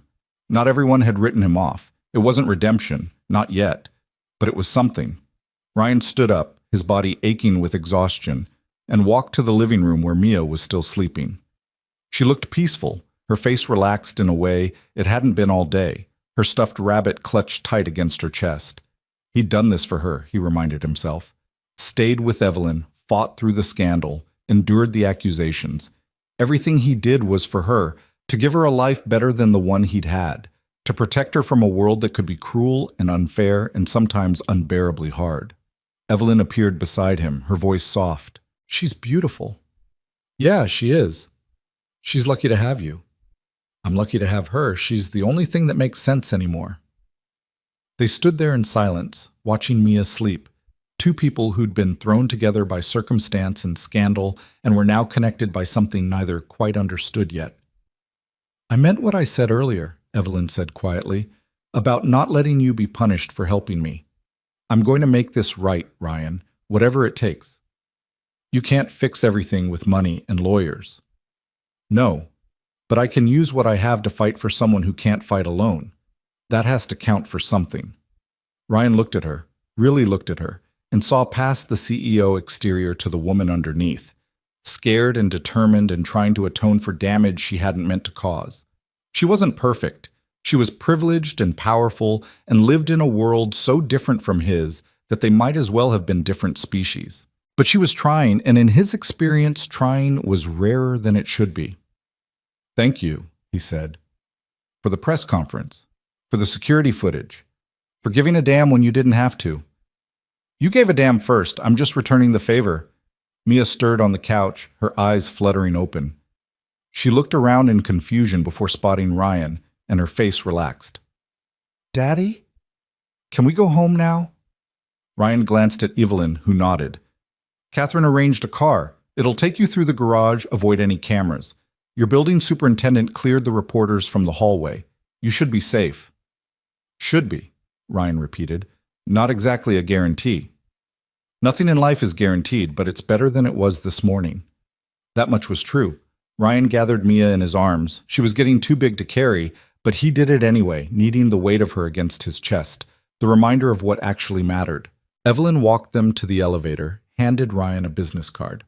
My direct number. Call if you need anything. And I mean anything, Ryan. Money, legal help, someone to talk to at 3 a.m, I owe you that much. Ryan pocketed the card, though he couldn't imagine a scenario where he'd actually use it. People like Evelyn Hart didn't really mean it when they said, call anytime. They were just being polite, fulfilling social obligations, easing their own guilt. Except when he looked at her face, he saw something that looked like sincerity. "Get some sleep," he told her. "You look like hell." She laughed, surprised. "So do you." "Yeah, well, hell of a day." The elevator doors closed on Evelyn's smile, and Ryan descended through the building with Mia drowsy against his shoulder, the city spreading out below them through the glass walls. Night had fallen while they'd been inside, turning Manhattan into a constellation of lights and movement, and millions of lives being lived in parallel, none of them aware or caring about the small drama playing out in a penthouse apartment. The car Catherine had arranged was waiting in the garage, driven by a woman who introduced herself as Maria and handled them with the careful courtesy of someone who knew exactly who they were and had decided not to mention it. She drove them through back streets and side routes, avoiding the major avenues where photographers might be waiting, and deposited them at Ryan's building with a nod and instructions to call if they needed another ride. The apartment was exactly as Ryan had left it that morning. Dishes in the sink, Mia's drawings on the fridge, everything familiar and mundane and safe. He carried Mia to her bedroom, helped her into pajamas while she mumbled sleepily about ice cream in big empty apartments, then tucked her into bed with her rabbit. "Daddy," she asked as he turned off the light, "are the bad people going to leave us alone now?" Ryan wanted to promise her yes, wanted to guarantee that tomorrow would be better, that the worst was over. But he'd learned the hard way that promises to children should never be made unless you could keep them. "I think so, baby. I hope so." The lady was nice, Ms. Hart. She gave me the good colored pencils. "Yeah, she's pretty nice." "Are you friends now?" The question caught him off guard. Were they friends? Were they anything? They were two people connected by scandal and circumstance, by one night that had spiraled into chaos, by a photograph that had told a story neither of them recognized. "I don't know, baby. Maybe. Does that bother you?" Mia thought about it with the seriousness she applied to all important questions. "No, I think you need friends. You're alone too much." The observation hit harder than it should have, delivered with a 6-year-old's blunt honesty. Ryan kissed her forehead, told her he loved her, and retreated to his own bedroom before she could see the tears threatening to spill over. He lay in bed fully clothed, too exhausted to change, too wired to sleep, and checked his phone one more time. The death threats had slowed to a trickle. The supportive messages were starting to outnumber the hostile ones. His social media feeds were still a battlefield, but the tide was shifting, slowly, toward something that looked almost like redemption. Almost. Ryan set the phone aside and stared at the ceiling, listening to the building settle around him, the familiar sounds of his neighbors living their lives, music from upstairs, voices through the walls, someone's television playing too loud, normal sounds, safe sounds, the sounds of a world that had kept turning while his own world imploded and tried to reassemble itself into something recognizable. He thought about Evelyn alone in her penthouse, about Mia asleep in the next room, about the way one choice could ripple out into consequences nobody could predict or control. He'd tried to help someone, and it had cost him everything. But he'd also met someone who'd fought to help him in return, who'd used her power and resources to push back against a narrative that would have destroyed him. Maybe that counted for something. Maybe in the arithmetic of decent choices and undeserved consequences, one kindness could balance another. Ryan closed his eyes and willed himself towards sleep, knowing that tomorrow would bring its own challenges, its own battles to fight. But for tonight, he was home, his daughter was safe, and the truth, however messy and complicated, was starting to matter again. That would have to be enough. He woke at 3 a.m. to his phone ringing. Marcus again, his voice tight with urgency. "Ryan, you need to see this." "See what?" "Someone leaked the security footage. It's everywhere. Every news site, every social media platform. The whole world is watching you help Evelyn Hart into her building." Ryan sat up, his heart hammering. "What? How?" "No idea. But it's out there now. And Ryan?" Marcus paused. "It's changing everything." Ryan pulled up his social media, and there it was. The footage Evelyn had shown him just hours ago, now public property, watched by millions. The comments were pouring in faster than the systems could load them. Finally, proof. I knew he was innocent. Everyone who attacked this man should be ashamed. This is why we don't rush to judgment. But mixed in with the vindication were other voices, angrier now because they'd been proven wrong, doubling down on conspiracy theories about edited footage and corporate cover-ups. The truth was out there, undeniable and time-stamped, but some people would never accept it because accepting it meant admitting they'd been wrong. They'd been cruel. They'd attacked an innocent man for no reason other than their own assumptions. Ryan watched the footage play out again and again, seeing himself from every angle, every moment of that night now preserved and public and permanent. He saw himself help a drunk woman inside, saw himself maintain distance, maintain professionalism, maintain all the boundaries that should have protected him, but hadn't. And he saw something else too, in his body language, in the careful way he moved, in the expression on his face. He saw what Evelyn must have seen that night, someone who was tired and kind and trying to do the right thing in a world that didn't always reward right things. The footage proved his innocence, but it also stripped away the last shreds of his privacy, turned the worst night of his life into content to be consumed and analyzed and debated by strangers who would never understand what it felt like to live inside that moment. His phone rang again. Evelyn this time, her voice raw. "I didn't leak it. I swear to you, Ryan. I didn't leak that footage. Someone on my security team or the board or I don't know who, but it wasn't me." "Does it matter?" "Yes. It matters because you said you didn't want it public, and I gave you my word. Someone violated that, and I'm going to find out who." Ryan laughed, but it came out bitter. "You know what's funny? I spent all day yesterday being called a liar. Now there's video proof I was telling the truth, and I still feel violated. Because it doesn't matter if I'm innocent anymore. What matters is that millions of people are watching the worst night of my life like it's entertainment." "I'm sorry. God, Ryan, I'm so sorry. I'll make this right. I'll find whoever leaked it and what? Fire them. Sue them. None of that changes the fact that the footage is out there. None of that gives me back my privacy." He could hear her breathing on the other end of the line, fast and shallow, someone on the edge of panic. "Tell me what you need," she said. "Tell me what I can do. I need this to be over. I need to stop being a story. I need my life back." Okay. Then that's what we'll do. I'll issue a statement asking media to respect your privacy. I'll have my legal team send cease and desist letters to anyone still covering the story. Evelyn, stop." She stopped. "You can't control this anymore," Ryan said quietly. "Maybe you never could. The story's going to do what the story's going to do. We're just going to have to live through it. That's not fair." "No, but it's true." They stayed on the line in silence, two people connected by a scandal neither had wanted, both trying to figure out how to survive what they couldn't control. "The board meeting is in 5 hours, Evelyn said finally. "They're going to reinstate me officially, condemn the harassment, try to put this whole thing behind us." "That's good." "Is it?"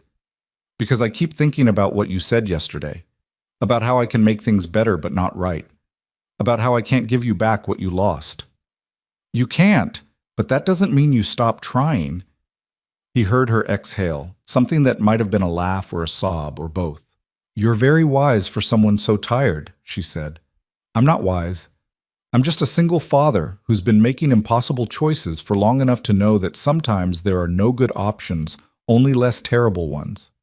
That's exactly what wisdom is." Ryan looked at his phone, at the timestamp showing 3:15 in the morning, at the battery percentage dropping because he'd forgotten to plug it in. Such mundane concerns in the middle of crisis. "I should go. Mia will be up in a few hours, and I need to figure out how to explain that her father is now famous for being innocent." "Ryan?" "Yeah?" "Thank you for answering, for not hating me, for still being decent even when the world gave you every reason not to be." "You're welcome. Get some sleep, Evelyn." He ended the call and sat in the darkness of his bedroom, listening to Mia's soft breathing through the wall, watching the city lights through his window. The footage would dominate headlines tomorrow, he knew. The narrative would shift again, probably in his favor this time, but also into new territory he couldn't predict or control. But right now, at 3 in the morning, none of that mattered as much as the fact that his daughter was sleeping safely in the next room, and tomorrow he'd make her breakfast, and life would continue, because that's what life did. It continued, whether you were ready or not. Ryan finally plugged in his phone, changed into pajamas, and lay back down.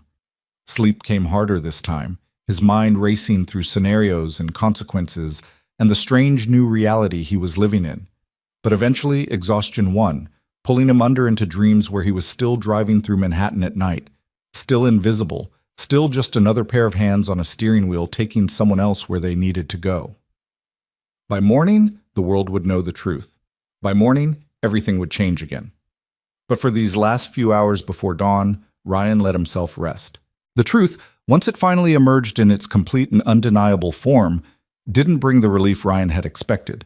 Instead, it brought something more complicated, a kind of vindication that felt hollow because of everything it had cost to achieve.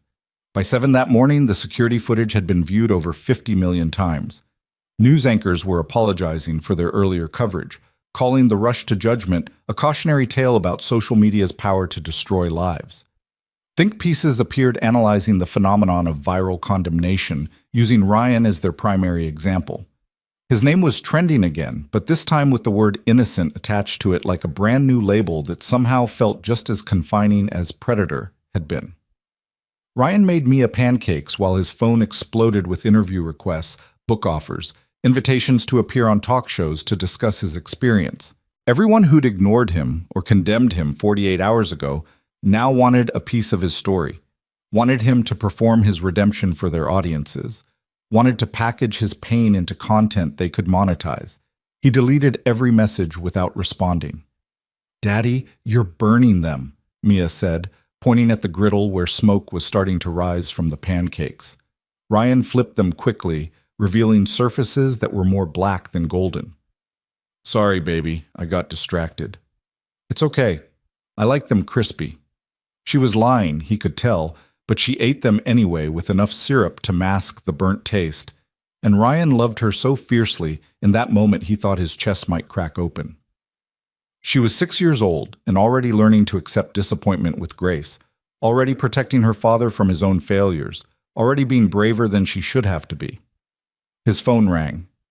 Evelyn, calling from what sounded like a moving vehicle. "Have you seen the news?" she asked without preamble. "I've been trying not to." "The board meeting happened. I'm officially reinstated. They issued a formal apology to you, condemned the harassment, pledged to donate $1 million to organizations fighting online abuse. It's all very corporate and scripted, but it's something." "That's good." "You don't sound happy."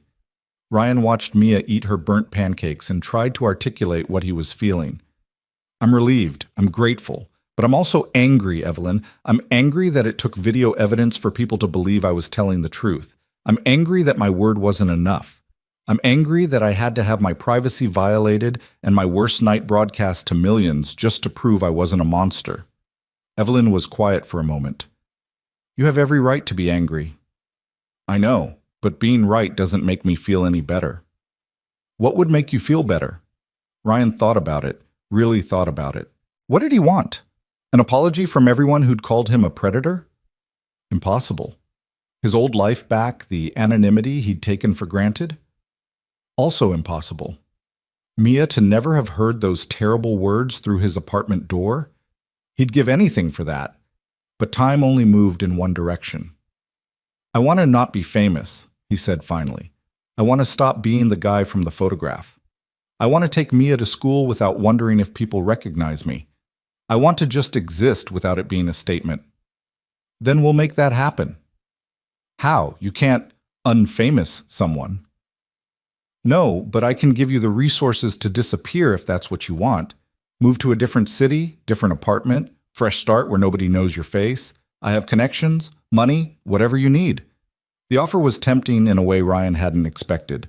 The thought of leaving New York, starting over somewhere anonymous and quiet, somewhere Mia could grow up without this scandal shadowing her, it pulled at him with surprising force.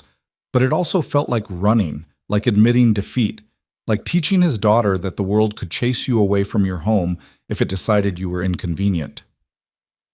"I can't run," Ryan said. "Not from this. If I run, I'm teaching Mia that being wrongly accused is something to be ashamed of, that we should hide when we've done nothing wrong." That's very principled. It's very stubborn. There's a difference. Evelyn laughed, and it sounded genuine this time, not the brittle corporate laugh, but something real. Stubborn, principled. Same thing in my experience. The question is, if you're not running, what are you doing? Living. Going back to work. Making pancakes. Being Mia's dad. Acting like none of this matters. Except it does matter. Of course it matters.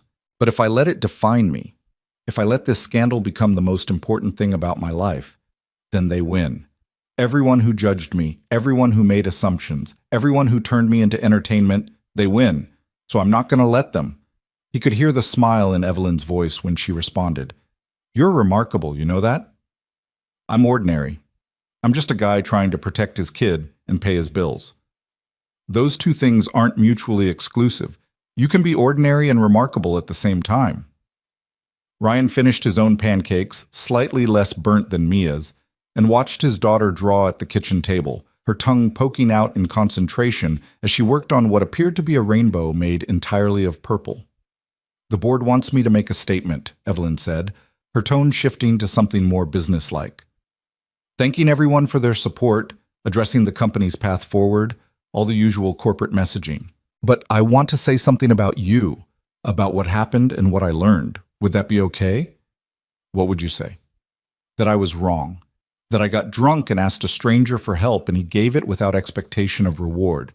That he's been punished for being decent while I got protected by my wealth and position. That the system that destroyed him is broken and we need to fix it. Ryan considered this.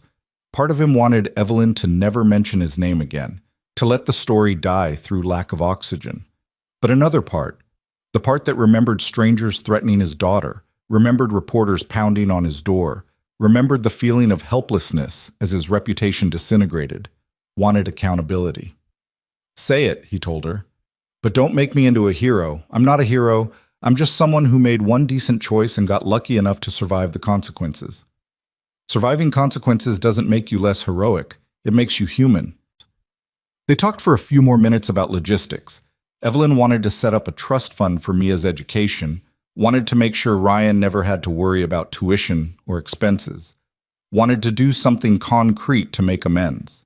Ryan resisted at first, pride making him want to refuse charity, but Evelyn pointed out that it wasn't charity when you'd earned it by having your life destroyed through no fault of your own. Eventually, he agreed to think about it, which they both knew meant he'd reluctantly accept because he loved his daughter more than he loved his pride. After the call ended, Ryan sat at the kitchen table with Mia and tried to explain what was happening in terms a 6-year-old could understand. Remember how people were saying mean things about Daddy? He asked. Mia nodded. Her crayon paused mid-stroke. Well, now they know those things weren't true. They know Daddy didn't do anything wrong, so the mean things are going to stop. All of them? Most of them. There might still be some people who say mean things, because some people like being mean. But most people are going to leave us alone now. Mia thought about this with her characteristic seriousness. Are you happy? The question surprised him. I'm relieved, baby. That's close to happy. But not the same. No, not the same. She went back to her drawing, apparently satisfied with this answer, and Ryan marveled at her ability to accept complexity without needing everything resolved into simple categories. Adults could learn something from that. His phone buzzed with a text from Marcus. You're cleared to drive tonight if you want. Premium corporate run, very discreet client, good money. Interested? Ryan stared at the message. Going back to work meant returning to the life he'd built, meant reclaiming normalcy, meant proving that the scandal hadn't broken him. It also meant leaving Mia with Mrs. Chen again, meant going back to the exhausting cycle of late nights and early mornings, meant sliding back into invisibility as if the last 3 days hadn't happened. He typed back, I'm interested. Within minutes, Marcus sent the details. 8 o'clock pickup, Midtown address, drive to a private dinner in Brooklyn. Client had specifically requested no conversation, no personal questions, complete discretion. Standard corporate behavior for people who valued privacy. Ryan understood that desire more than ever. He spent the day trying to establish routine, took Mia to the park despite the sideways glances from other parents, bought groceries at their usual bodega despite the cashier's obvious recognition, did laundry in the basement, despite the neighbor who stared at him with undisguised curiosity. Each mundane task felt like reclaiming territory, like planting flags in the ordinary life that scandal had tried to take from him. By 6 o'clock, he was dressed in his driving suit, checking his appearance in the bathroom mirror. He looked tired, but not defeated, worn, but not broken. The face staring back at him had been all over the internet for 3 days, had been analyzed and judged and condemned by millions of strangers. But it was still his face, still belonged to him and nobody else. Mrs. Chen came up to watch Mia, bringing homemade dumplings and refusing to accept payment despite Ryan's insistence. She hugged him at the door, told him she was proud of him, told him that neighborhood gossips could go to hell. Her language surprised him. Mrs. Chen was normally very proper, but it also made him smile for the first time all day. The drive into Manhattan was familiar and strange at once. Same traffic, same routes, same city sliding past his windows. But Ryan felt different inside it, like he was seeing everything through new eyes, eyes that understood how quickly normal could fracture into chaos. His client was waiting outside the designated building, a woman in her 50s wearing an elegant coat and an expression of barely contained stress. She slid into the back seat without greeting, immediately pulling out her phone and typing with furious intensity. Ryan drove in silence, following the GPS toward Brooklyn, and tried not to think about the last time he'd driven someone to their destination, about how that simple job had exploded into nightmare. The woman in his back seat was absorbed in her own concerns, probably dealing with her own crisis, fighting her own battles. Everyone was fighting something, Ryan had learned. Everyone was carrying weight that wasn't visible from the outside. They were crossing the Brooklyn Bridge when his passenger suddenly spoke. "You're Ryan Walker." It wasn't a question. Ryan's hands tightened on the steering wheel. "Yes, ma'am." "I thought you might be. I saw the footage, wanted to tell you something." She paused, and Ryan glanced in the rearview mirror to see her staring out at the water. "My daughter was accused of something last year, something she didn't do. Social media destroyed her. She lost her job, her friends, her fiancé. By the time the truth came out, she'd already attempted suicide." Ryan's chest constricted. "I'm sorry." "She survived. She's doing better now. But watching your story this week, watching everyone rush to judgment without evidence, it brought it all back. Made me remember what we went through." The woman met his eyes in the mirror. "I'm glad you had someone fighting for you. My daughter didn't have that. She had to survive alone." "Is she okay now?" "She's learning to be. It takes time. But she's alive, and that's what matters." The woman's voice was firm, carrying the strength of someone who'd faced horror and decided to keep living anyway. "I wanted you to know that what happened to you matters. Not just because you were innocent, though you were, but because it shows how broken the system is, how easily we destroy people we don't know." "Thank you," Ryan said, and meant it. "Tell your daughter I'm rooting for her." "I will." They finished the drive in silence, but it was a different kind of silence now, weighted with shared understanding rather than professional distance. When Ryan dropped her at the restaurant, she handed him a tip that was probably 3 times the fare and squeezed his shoulder. "Keep fighting," she said. "You and your daughter deserve better than what you got." Ryan watched her disappear into the restaurant and felt something shift in his chest, some of the anger and helplessness giving way to something that might eventually become acceptance. He wasn't alone in this. Other people had survived worse. Other people had rebuilt after destruction. Maybe he could too. The rest of his shift passed in a blur of routine pickups and drop-offs. Manhattan to Brooklyn to Queens and back again, ferrying people through their lives while staying invisible in his own. Nobody else recognized him. Nobody else mentioned the scandal. He was just a driver again, anonymous and professional, exactly as he'd wanted to be. It was close to midnight when he got a call from an unlisted number. He almost didn't answer, but something made him pick up. "Ryan?" The voice was male, unfamiliar, nervous. "This is Thomas Park. I'm a reporter with the New York Times. I know you're probably sick of reporters, but I'm working on a story about viral justice, and I'd really like to talk to you. Not about what happened. I mean, not just about that. About what comes after. About how people rebuild."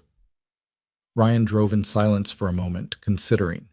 Every instinct told him to refuse, to maintain privacy, to avoid becoming part of the media circus again. But the woman's words echoed in his mind. What happened to you matters. It shows how broken the system is. What kind of story? He asked. Long-form investigation. Looking at cases like yours where social media convicted people before the facts came out. What happens to them afterwards? How the platforms handle it. Whether there's any accountability. Real journalism, not clickbait. And you want to interview me. I want to hear your story, not the version everyone thinks they know from the footage. The real story. What it felt like. What it cost. How you're dealing with it now. Ryan thought about Mia asking him why he didn't just tell people the truth. Thought about the woman whose daughter had survived her own viral nightmare. Thought about all the other Ryan Walkers out there who didn't have Evelyn Hart fighting for them, who didn't have security footage proving their innocence, who just had to live with being destroyed by strangers. One interview, he said. But I have conditions. Name them. My daughter stays out of it, completely. No photos, no identifying details, nothing that connects her to this story beyond the fact that she exists. Agreed. And I get to review anything you write before it publishes. I'm not going to be misquoted or taken out of context. Not again. That's not usually how we work, but given the circumstances, I'll make an exception. Then okay, we can talk. They arranged to meet the following week at a neutral location, nowhere near Ryan's apartment or Mia's school. Thomas thanked him profusely, said this would help people understand what really happened, said it mattered. Ryan hoped he was right. He got home at 1:30 in the morning to find Mrs. Chen asleep on his couch, the television playing softly in the background. He woke her gently, thanked her again, pressed payment into her hands despite her protests. After she left, he checked on Mia, deeply asleep, her rabbit tucked under her chin, and then collapsed into his own bed. His phone showed 47 new messages, but he didn't read them. Tomorrow would bring its own challenges. Tonight, he just needed to sleep. He woke to someone knocking on his apartment door. For a horrible moment, Ryan thought it was reporters again, thought the circus had returned despite everything.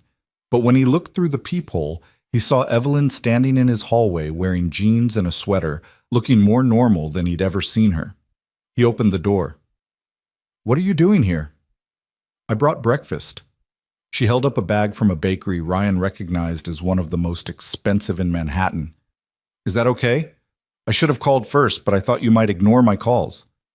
"It's 7 in the morning. I know. I'm sorry. I couldn't sleep. I kept thinking about our conversation yesterday, about what you said about not running, and I realized I needed to see you, to talk to you. Not as CEO to driver, not as scandal participants, just as people." Ryan glanced back at his apartment, at Mia's bedroom door still closed, at the mess of his life visible in every corner. "Come in," he said, because refusing seemed harder than accepting. Evelyn stepped inside, taking in the small space with eyes that didn't judge, just observed. She set the bakery bag on the kitchen counter, and Ryan could smell fresh croissants and coffee. "Your apartment is nice," she said. "It's tiny. It's a home. That's more than I can say for my penthouse." They stood in awkward silence for a moment, two people who'd been thrown together by crisis and were now trying to figure out what they were to each other now that the immediate danger had passed. "Why are you really here?" Ryan asked. Evelyn looked at him, and he saw something vulnerable in her expression that reminded him of that first night when she'd been drunk and scared and desperate not to be alone. "Because yesterday you said something that's been haunting me. You said the system that destroyed you is broken. And you're right. It is broken. People like me, wealthy, powerful, protected. We can survive scandal because we have lawyers and PR teams and resources. But people like you survive through luck and the kindness of strangers, if you survive at all. Is this a guilt thing? Because I told you I don't need... It's not guilt. Or maybe it is, partly. But it's also recognition. Recognition that I've spent 10 years building a company without thinking about the human cost of the systems we've created. Social media platforms that allow viral destruction. Workplace cultures that treat service workers as invisible. Economic structures that make one bad week financially catastrophic for people who are already struggling. Ryan poured himself coffee from the bag Evelyn had brought. It was better than anything he usually drank, rich and smooth, and considered her words. So what are you going to do about it? I'm creating a foundation, using my personal wealth, separate from Meridian Tech, focused on supporting people who've been victims of viral condemnation, legal support, financial assistance, mental health resources, whatever they need to rebuild. I want to call it the Second Chance Initiative. Ryan felt something catch in his throat. That's a good name. I want you to be part of it, not as a face or a spokesperson. I know you don't want that, but as an advisor. Someone who can tell me what people actually need, what would have helped you, what would make a difference. I'm not qualified for that. You're the most qualified person I know. You lived through it. You survived it. That's expertise money can't buy. Mia's bedroom door opened and she emerged rubbing her eyes, wearing her favorite unicorn pajamas.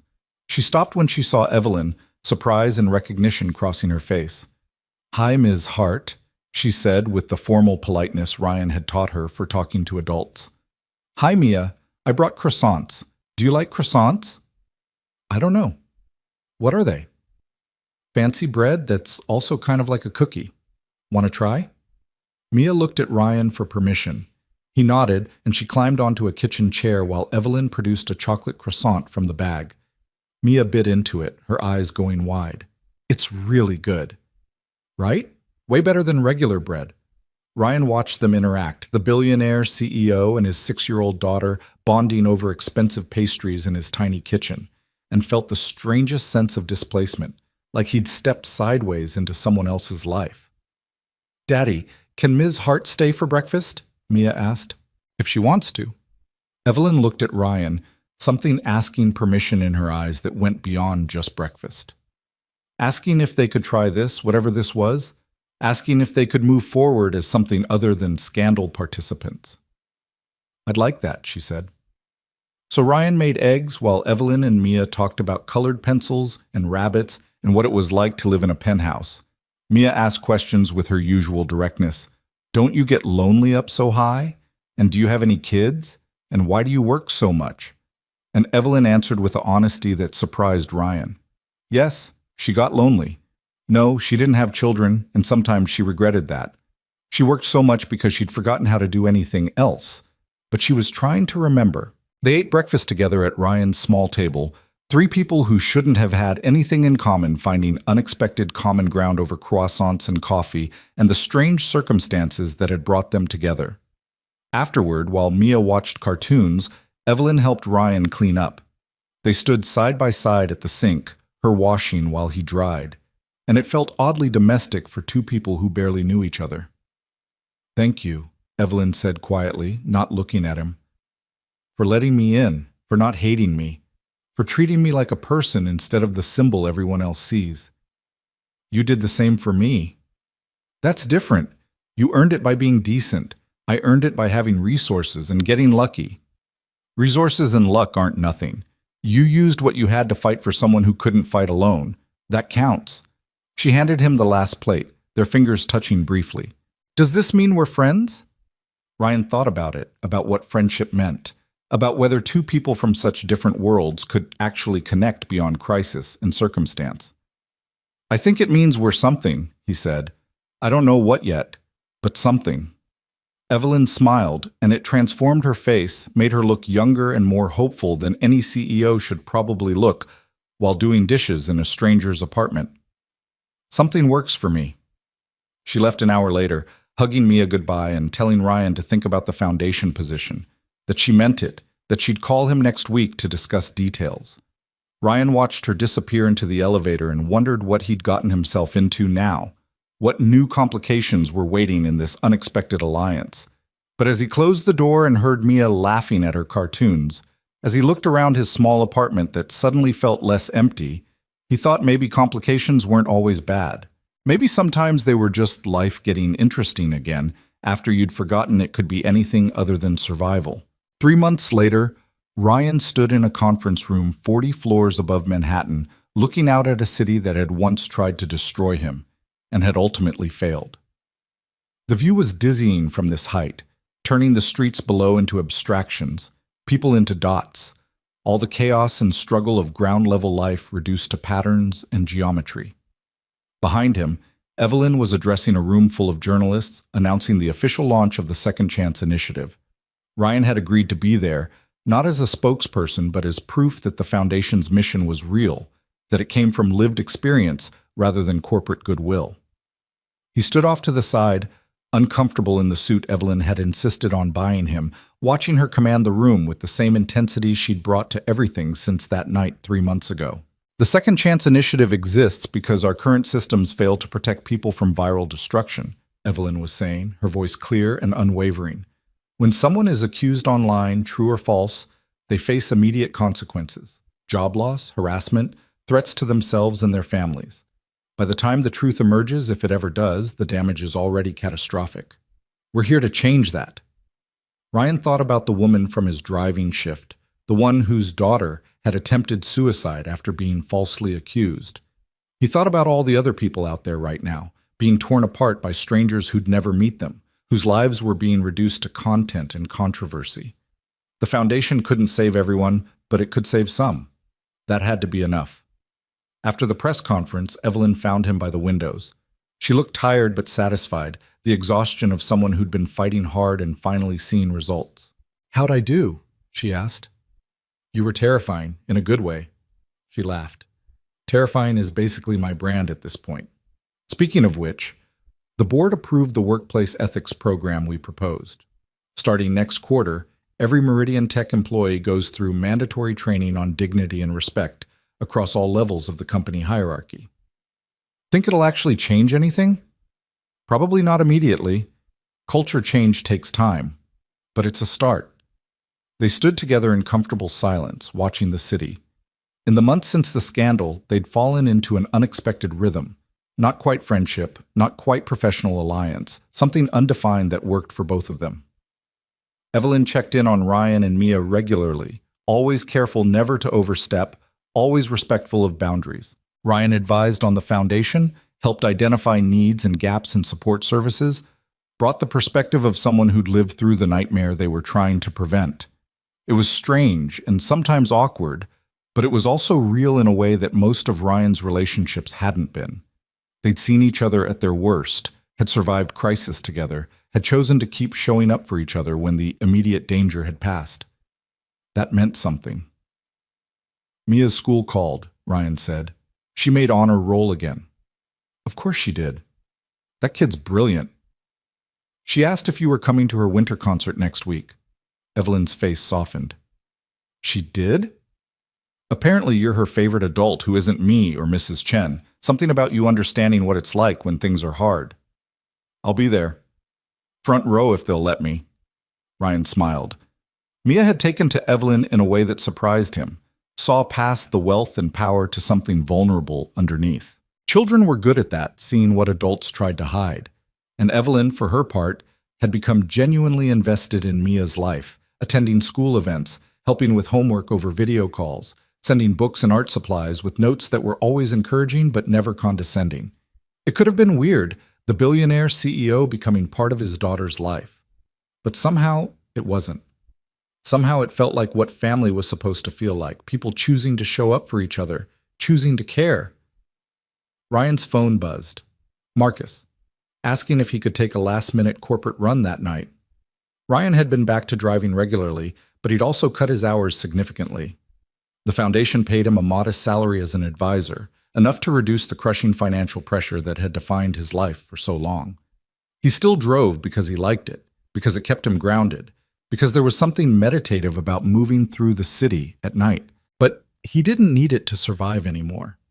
He texted back that he was available and turned back to Evelyn. "I should go. Mia gets out of school in an hour." "Before you do, I wanted to ask you something." Evelyn looked uncharacteristically nervous. "The Foundation is hosting a gala next month, fundraiser, awareness building, the whole corporate charity thing. I'd like you to speak.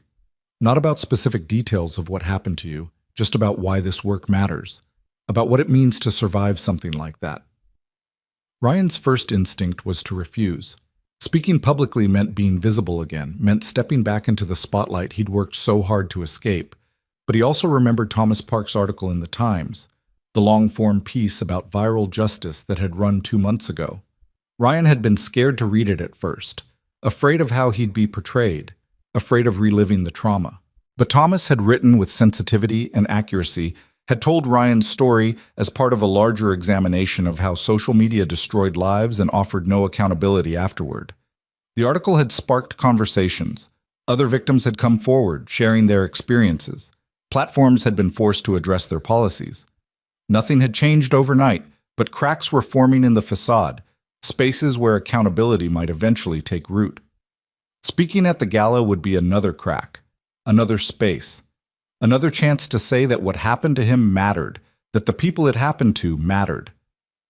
"I'll do it," Ryan said, "but I'm not wearing a tux. The suit you have on is fine. Better than fine, actually. You look professional. I look uncomfortable." "That too. But it's a good look on you. Makes you seem approachable." Ryan laughed despite himself. "Are you saying I look incompetent?" "I'm saying you look human.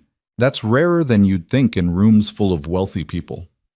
They said goodbye in the elevator, Evelyn heading to another meeting while Ryan descended 40 floors back to ground level, back to the real world where people struggled and survived and didn't have panoramic views of Manhattan to soften the edges.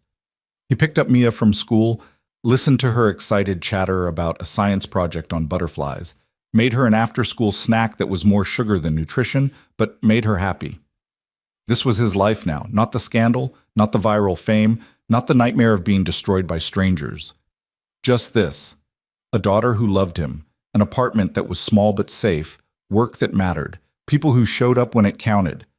It wasn't perfect. Nothing was perfect. But it was his, earned through survival and stubbornness and refusing to let the worst moment of his life become the defining moment. The interview with Thomas Park had ended with a question Ryan still thought about sometimes. If you could go back to that night, knowing everything that would happen afterward, would you still help her? Ryan had thought about it for a long time before answering. "Yeah, I would. Because the alternative is becoming someone who walks away when people are suffering. And I've spent my whole life trying not to be that person. I'm not going to start now, even if decency is dangerous." That quote had become the most shared part of the article, turned into memes and inspirational posts, and all the usual internet alchemy that transformed words into symbols. Ryan found it strange that the same platforms that had tried to destroy him now celebrated those words. But he'd learned that the internet was nothing if not contradictory.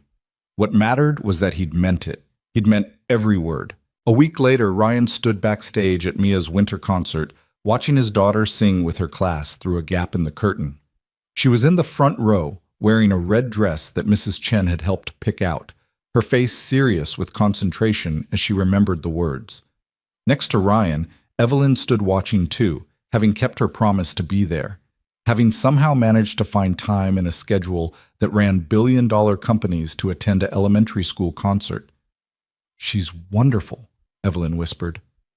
"She is. You did that. You raised someone wonderful." Ryan felt his throat tighten. "I'm just trying not to screw it up." "You're doing more than that. You're showing her what it looks like to survive hard things with dignity. That's a gift."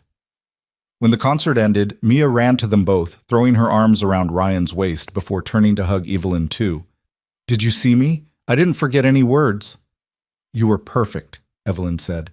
"Better than perfect." They went out for ice cream afterward, the three of them crowded into a booth at a diner near Ryan's apartment, Mia explaining her butterfly project in exhaustive detail, while Ryan and Evelyn listened with genuine interest. Other diners glanced at them occasionally, recognition flickering across faces before politeness made them look away.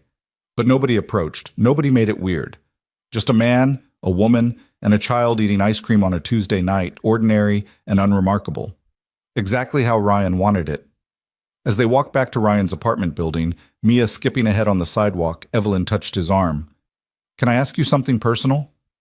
"Depends on how personal." "Are you happy?" "Really happy, not just okay or surviving. Actually happy." Ryan thought about it, weighing honesty against the instinct to deflect. "I'm getting there. Some days are better than others. I still have nightmares sometimes about reporters at my door, about Mia hearing those terrible things. I still freeze up when someone recognizes me on the street. But I'm not just surviving anymore, I'm actually living. So yeah, I guess I'm heading toward happy. Good. You deserve that. So do you. Are you? Happy? Evelyn smiled, but there was something wistful in it. I'm working on it. Building the foundation helps. Having people in my life who actually care about me as a person helps.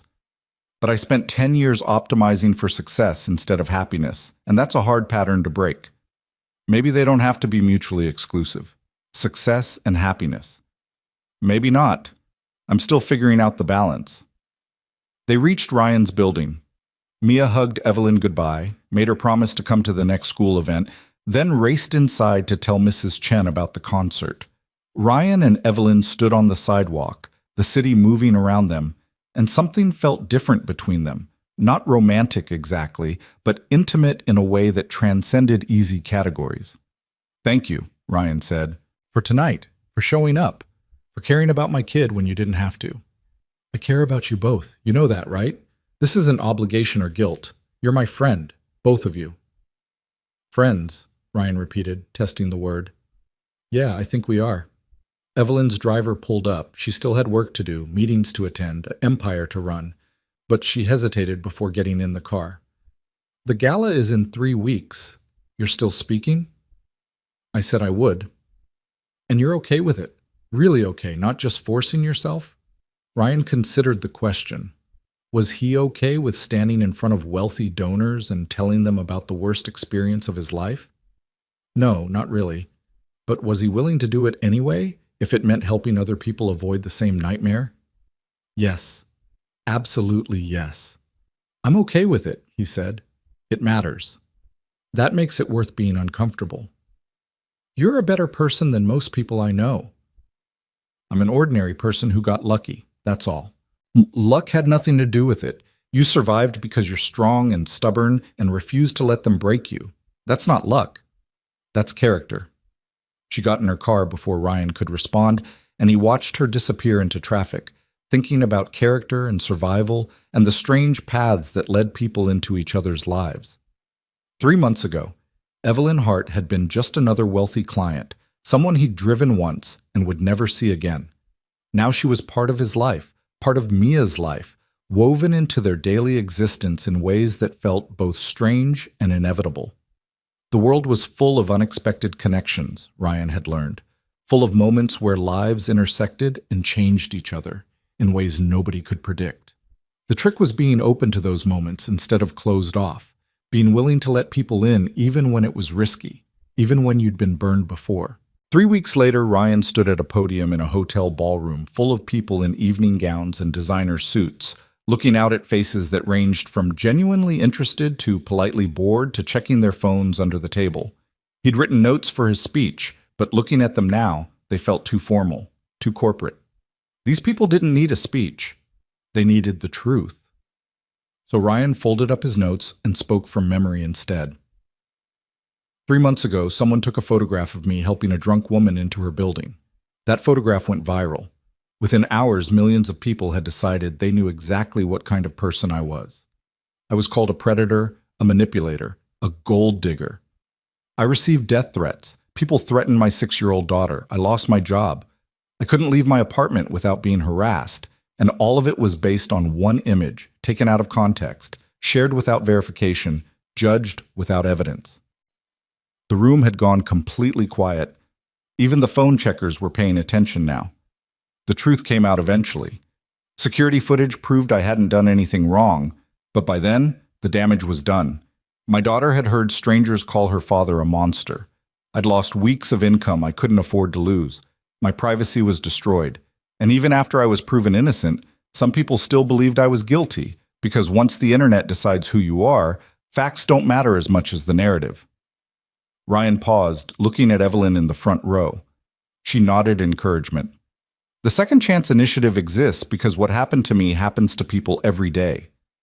Someone makes an accusation, true or false, and the accused person's life implodes before anyone bothers to check if the accusation is accurate. By the time the truth emerges, if it ever does, careers are destroyed, families are torn apart, people have lost everything. Some people don't survive it. Some people decide the pain of being publicly destroyed is too much to bear, and they make permanent decisions about temporary situations.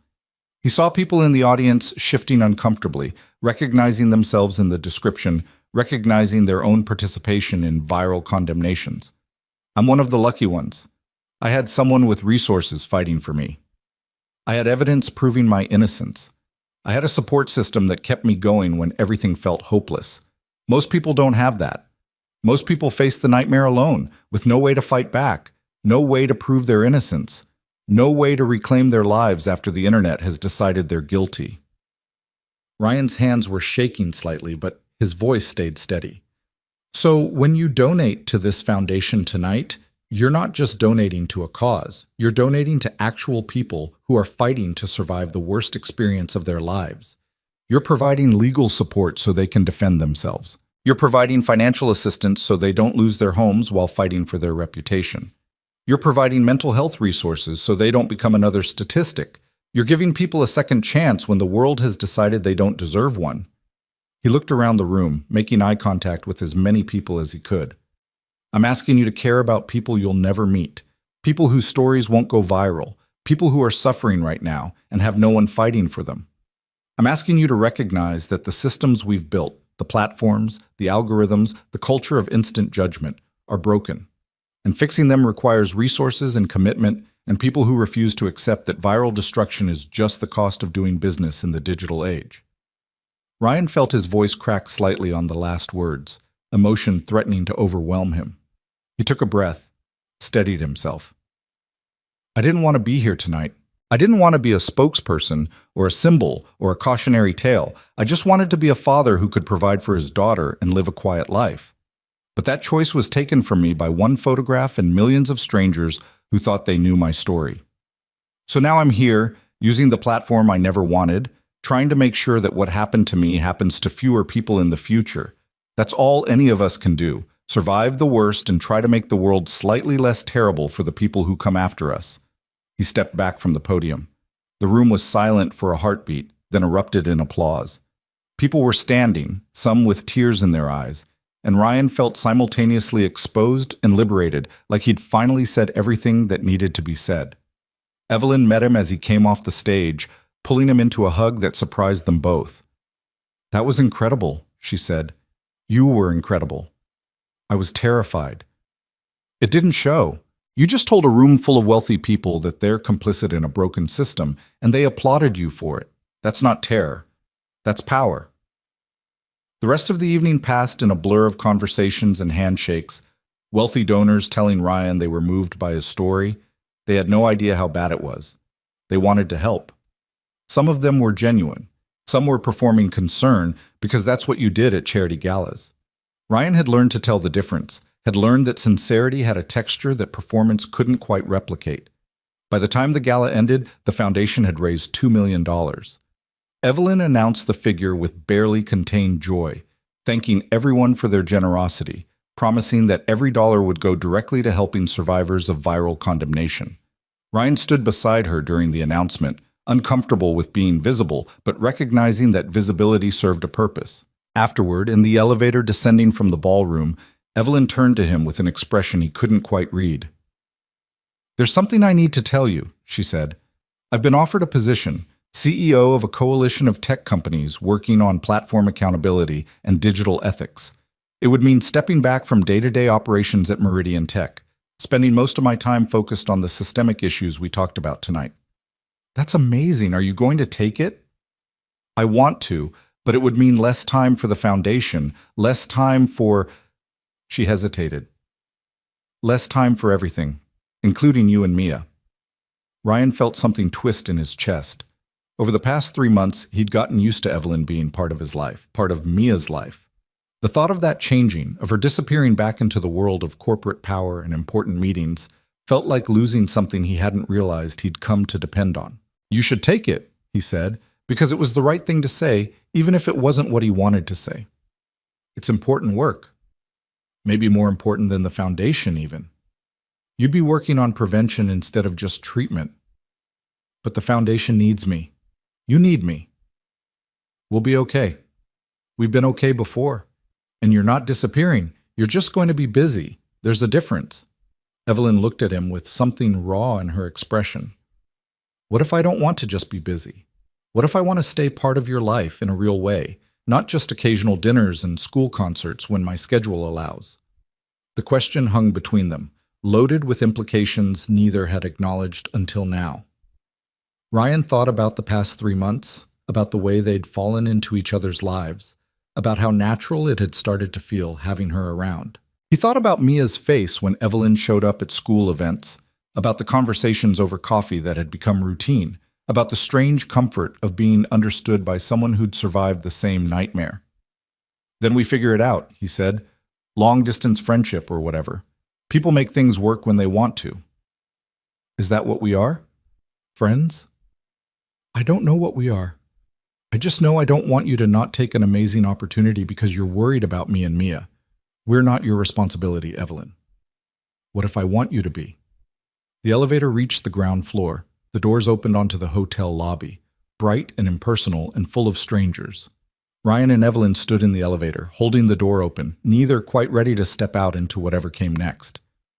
I spent 10 years avoiding relationships because they complicated things, Evelyn said quietly. I told myself I didn't have time, didn't have emotional bandwidth, didn't need anyone because I was strong enough alone. And then I got drunk at a gala and asked a stranger for help. And that stranger turned out to be someone who actually saw me as a person instead of a position. You changed my life, Ryan. Not just by helping me that night, but by showing me what it looks like to actually care about people without agenda, without calculation, just because caring is what decent humans do. Ryan felt his throat tighten. You give me too much credit. You don't give yourself enough. You raised an incredible daughter while working yourself to exhaustion. You survived being destroyed by millions of strangers and came out the other side still decent, still kind, still willing to help other people who are suffering. You speak at galas when you hate being visible because it might help someone else. That's not ordinary. That's remarkable. I'm just trying to do right by my kid. You're doing right by everyone. That's the difference. Someone cleared their throat behind them, a hotel guest waiting to use the elevator. Ryan and Evelyn stepped out into the lobby, the moment broken but not quite lost. Take the job, Ryan said. We'll figure out the rest. And Evelyn, I want you in our lives too, in whatever form that takes. You've become family somehow, the unexpected kind that shows up and stays. Evelyn blinked rapidly, fighting tears. Family, yeah, I like that. They said goodbye on the sidewalk outside the hotel, and Ryan watched her car disappear into Manhattan traffic before catching a cab back to Queens. It was past midnight when he got home, but Mrs. Chen was still awake reading on his couch while Mia slept in her room. How was it? She asked. Terrifying, important, good, I think. You're a brave man, Ryan Walker. Not many people could do what you did tonight. I don't feel brave. I feel like someone who survived something terrible and is trying to make sense of it. Mrs. Chen smiled. That's what bravery is. Not the absence of fear, but doing the right thing anyway. After she left, Ryan checked on Mia, sleeping peacefully, her rabbit tucked under her chin, and felt the familiar surge of love and terror that came with being a parent. This small person depended on him for everything, trusted him to keep her safe, believed in him completely. That responsibility had driven every decision he'd made for 6 years, had sustained him through divorce and job loss and viral condemnation. He was still terrified of failing her. That terror never went away.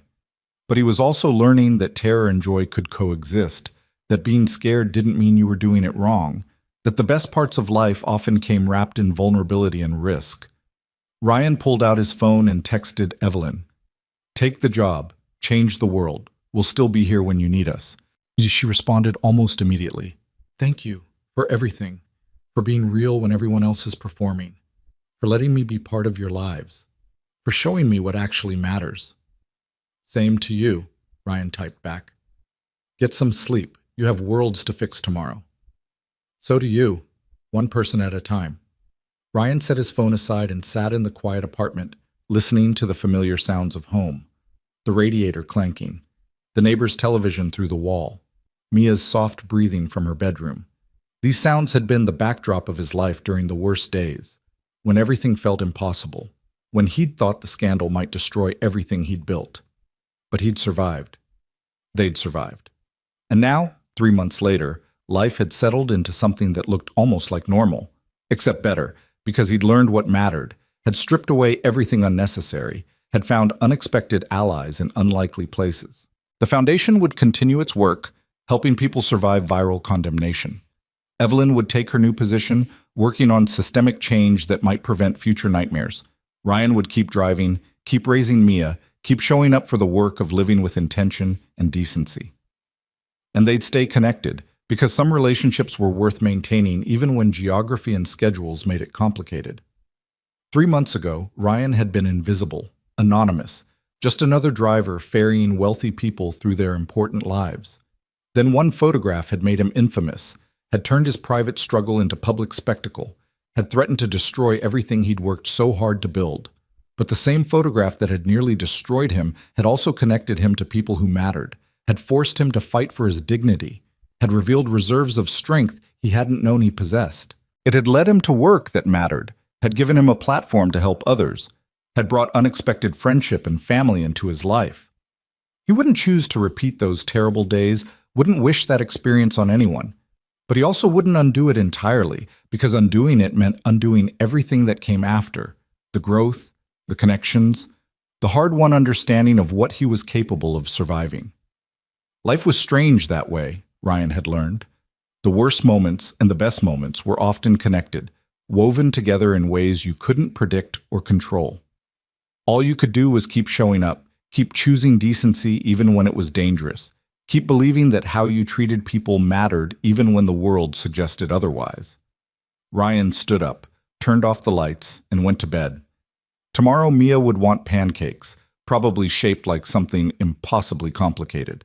Tomorrow he'd drive someone across the city, anonymous once again except to the people who actually knew him.